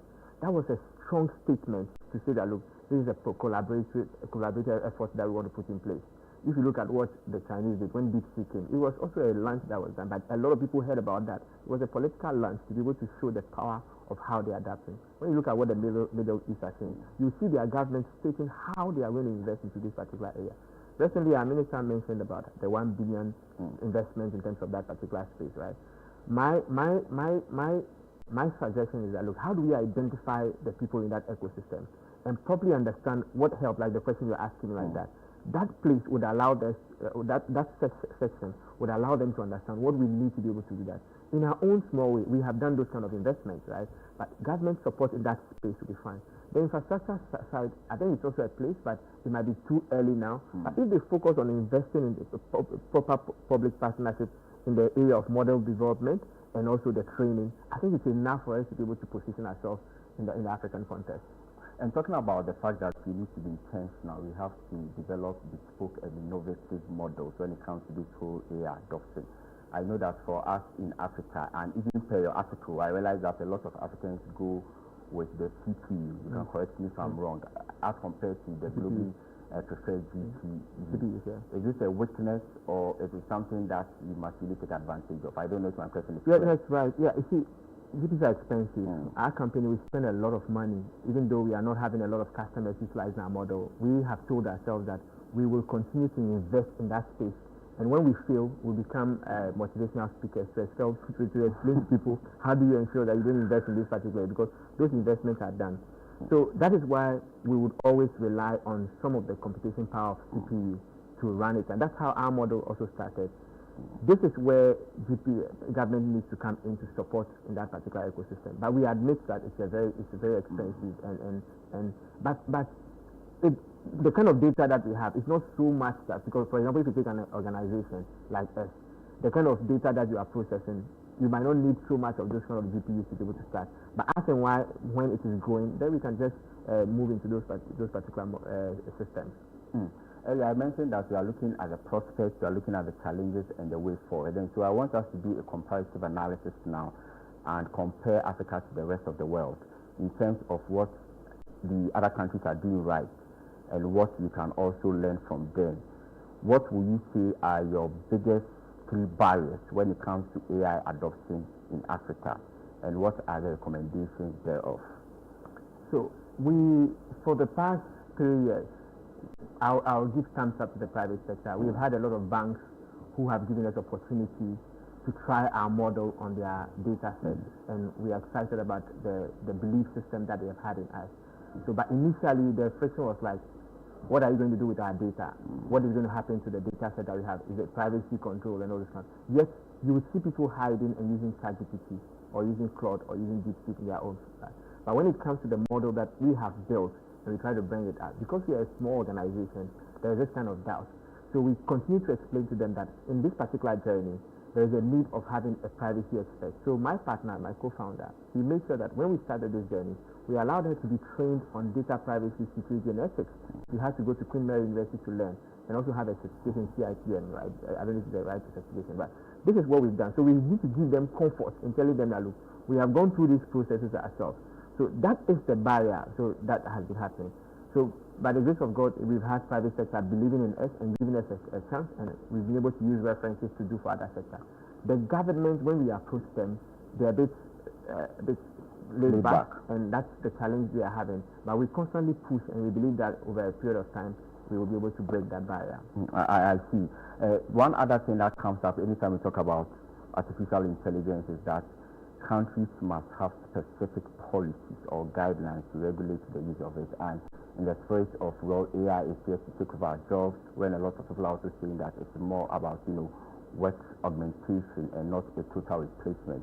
And so if government is to, adopt a policy for artificial intelligence and its use of it in many organizations and businesses, what should be some of the key considerations in the development of such a policy?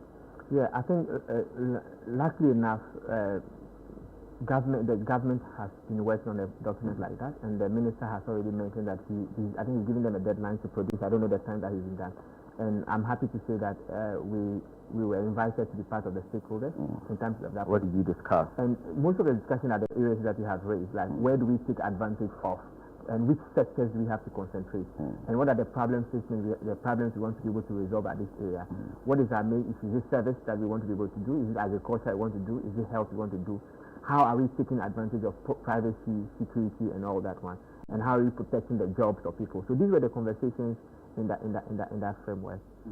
I see. And do you think that policymakers have the commitment to see its full implementation? Because it's one thing to say that I want to develop a policy. It's another thing to implement and ensure that it really fits the purpose for which it was designed. Because you are the industry player, you're also in academia, you're also in the industry. So you are at an intersection, if you like. Yeah, I am very hopeful, but from an AGI perspective, AGI itself, there's a tool that our president and the CEO, one of the projects that our president and the CEO of AGI and the CEO are keenly want to launch. So we are showing the effort in that space to make sure that we are ready for people to show. Because when you talk about the fourth industrial revolution, it talks about applying AI in manufacturing. So that's actually for our industry. So the CEO and the president wants to make sure that that has been done. So what we'll do is that because we are an advocacy group, we will continue to put pressure that whatever framework that is being done, we'll put pressure on you that you should implement those kind of things, because we have demonstrated it from an AGI perspective that we are able to do these things, and all the policies that we are putting in place, we want you to implement it. So, but we are hopeful that they would implement it. And do you think African countries must also come together and form, some form of synergy to ensure that this is realized? So thanks to the United States, so recently we were invited for a program, for a 3-week program in the United States, on a leadership program. And one of the things that we took from that meeting was that we got some colleagues from South Africa, some from Algeria, some from Ethiopia, and some from Nigeria. And what we decided, we were doing something similar, building model like what we've done in Ubuntu. And I said in my article, our point is to be able to merge our models and the data set that we have trained it on. How do we put it on it so that when someone wants to interact with an African, right, it understands that this is what it means, the accent, it fits all those kind of things. So that's the collaboration that we are doing. So we are starting our own small way, hoping that we'll be noticed, and now investment will go into that. And so on that note, what excites you most when it comes to the future of AI? The young people, right, and the way they are learning, and the way they are adapting it, and the way they want things to be where it is, and that is what excites me. And because we've already mentioned that they are the future of our workforce and all that one, and they are ready to be able to embrace this kind of technology, it excites me that we will get there. All right. Thank you so much, Dr. Stefan Inoli. He is CEO of Ubuntu Technology, adjunct lecturer, First University, and also chairman of in charge of ICT at the Association of Ghana Industries. Wrapping up for us here on the final week of the Citi Business Festival 2025, a week we dedicated to technology as well as the digital economy. The conversation will never end. We'll be keeping on trying as much as possible to bring you more stakeholders in the industry to help us shape this national conversation. The 2025 Citi Business Festival was powered by 97.3 Citi FM and Channel 1 TV. We are sponsored by Africa Bank Ghana Limited, MTN Business, and Zonda Tech. My name is Latte. Thank you so much for your company this whole month of June. See you next year.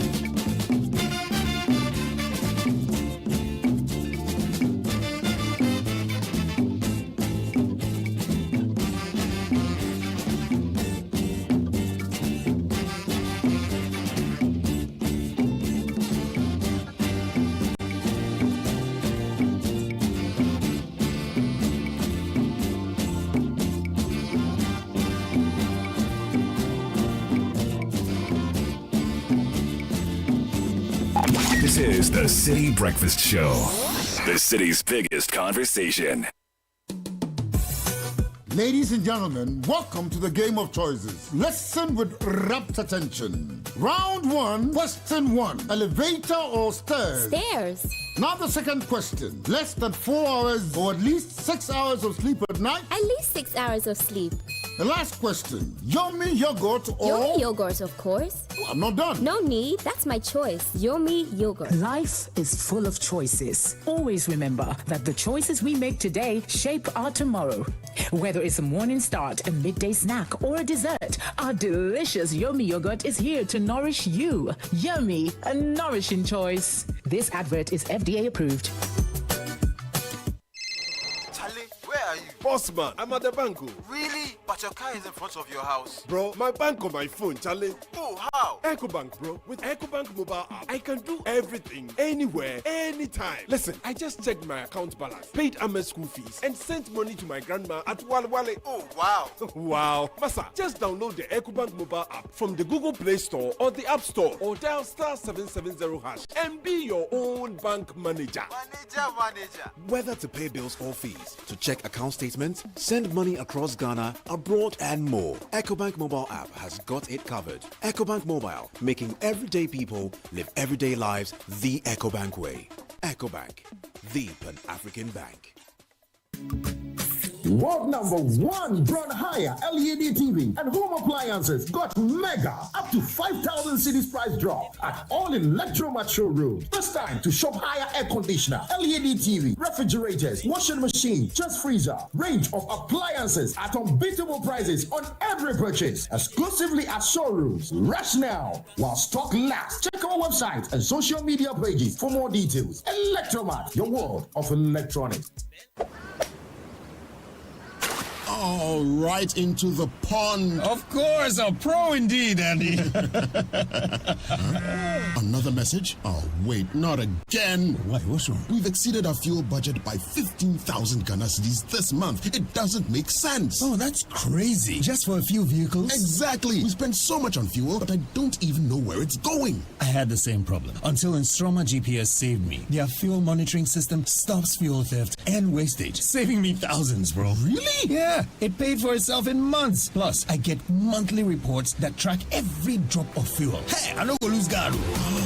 Take control of your fuel costs today. Get a free demo of Instroma's fuel monitoring system. Call 024-676-7662 now. Instroma GPS. Your choice, your savings.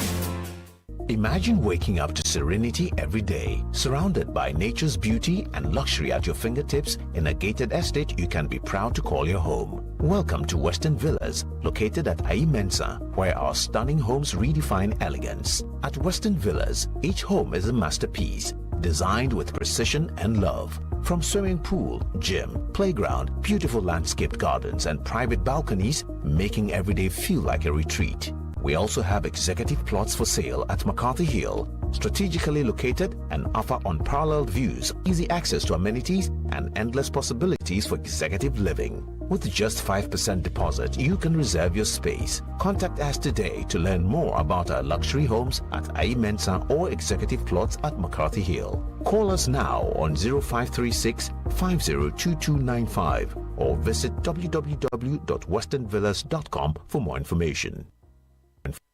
This is the City Breakfast Show, the city's biggest conversation.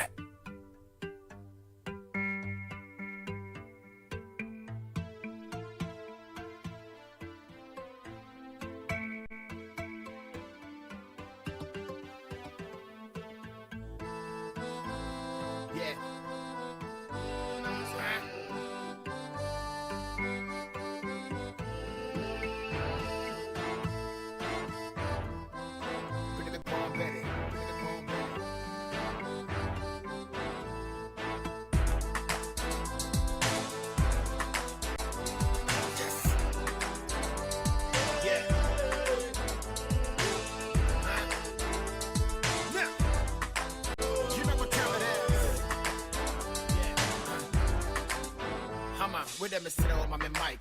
Tolerating me from now to 7:45. Ghana food is in the baby, but it's the baby life. Hadn't seen a sample the other down, I wouldn't size. Look at my dream when I made them here. And young color girl will be in me. Who sent me from a winning pretty premier. Rapid and yes, you can't come in the bubble. Yes, they were dreaming what you want in the one body cocoa. They me, yes, and me what to be the chip of the motor. They made the bag you won't come in from Corizon. They have to check the down the corner boko. Obede, so the Ghana Christopher Wallace. Who decided to go and send Shaka Wally. Send my former piano chef on the body cherry. Baby, I'm a kind of man, and the woman to Sebi. What else?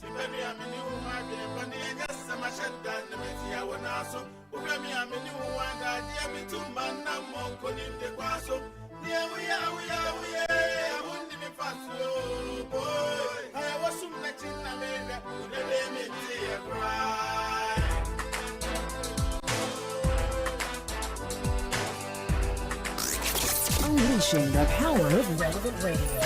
This is City 97.3.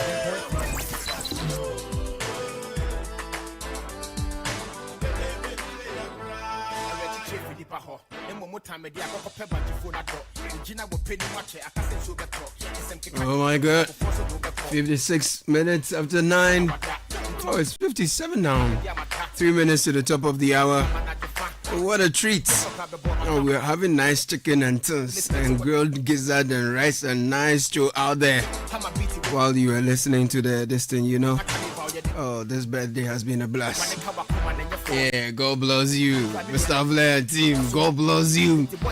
This is to parents out there. The world is changing fast, driven by AI and technology. Now, will your child be future ready for that? Join Nyansapo Institute's STEM Bootcamp happening this July 21st to August 8th at the Academic City University. Your child won't just learn, they will build, explore, and lead in exciting fields like 3D design, printing, Python programming, artificial intelligence and robotics, game development, cybersecurity, augmented and virtual reality. This world-class camp is designed by engineers and educators from both the US and Ghana, combining global innovation and local excellence to give your child a real edge in today's tech-driven world. So don't wait, call or WhatsApp 053-711-7334. Nyansapo STEM Bootcamp, your child's future starts here. And Ghana's digital landscape is evolving, and you can't afford to miss a join. As for the State of Digital in Ghana 2025, to discover the latest digital trends from mobile internet growth to the rise of social media, e-commerce, essential insights for anyone looking to thrive in Ghana's digital economy. It's happening tomorrow, 27th of June 2025. It's on Zoom at 1 p.m. You pay just 250 Ghana cedis. So call or WhatsApp 0244 767 801 or visit idm.edu.gh. Proudly brought to you by Pop Out and the Institute of Digital Marketing. Listen, Mpox is around. It's a disease caused by Mpox virus. It's similar to chickenpox, but it's not the same. It spreads from animal to animal, animal to human, and then from human to human through physical contact, beddings, clothes, infected surfaces, droplets, and sexual contact with an infected person. The signs include fever, headache, muscle aches, swelling, lymph nodes, tiredness, and later rashes appears starting from the face to all parts of the body. Rashes develop into fluid-filled blisters that eventually dries and peel off, so avoid close contact with any person with a rash. An infected person should report immediately to the nearest health center. Don't share your personal belongings nor even soap with an infected person. Items used by an infected person should be washed separately with hot water to avoid infection. To others, please practice good hygiene and use disinfectants to clean commonly touched surfaces. Anyone can get Mpox regardless of your age or sex. Note that treatment is free. MTN has brought together a game changer for SMEs with the Yellow Biz, a new multi-service bundle for everything you need for smarter business solution. You will gain access to advanced productivity tools, a powerful online presence, and superior customer experience to optimize your operations. The package is amazing, it's all in one. Just call 100 to find out more, or 0244 308 111. Email mtnbusiness.gh@mtn.com. Terms and conditions apply. It's top of the hour, sharing gratitude again to you all. Thank you so much for being a part of our day and for making my day special, in particular yesterday. Grateful to everyone for the gifts, the well wishes, the prayers and thoughts. God bless you. It's time for the news at 10, and in the studio is Jubi Rafi Akenting. Good morning. Good morning, Caleb. How are you? Very well, thank you. All right. Coming up, former director of Ghana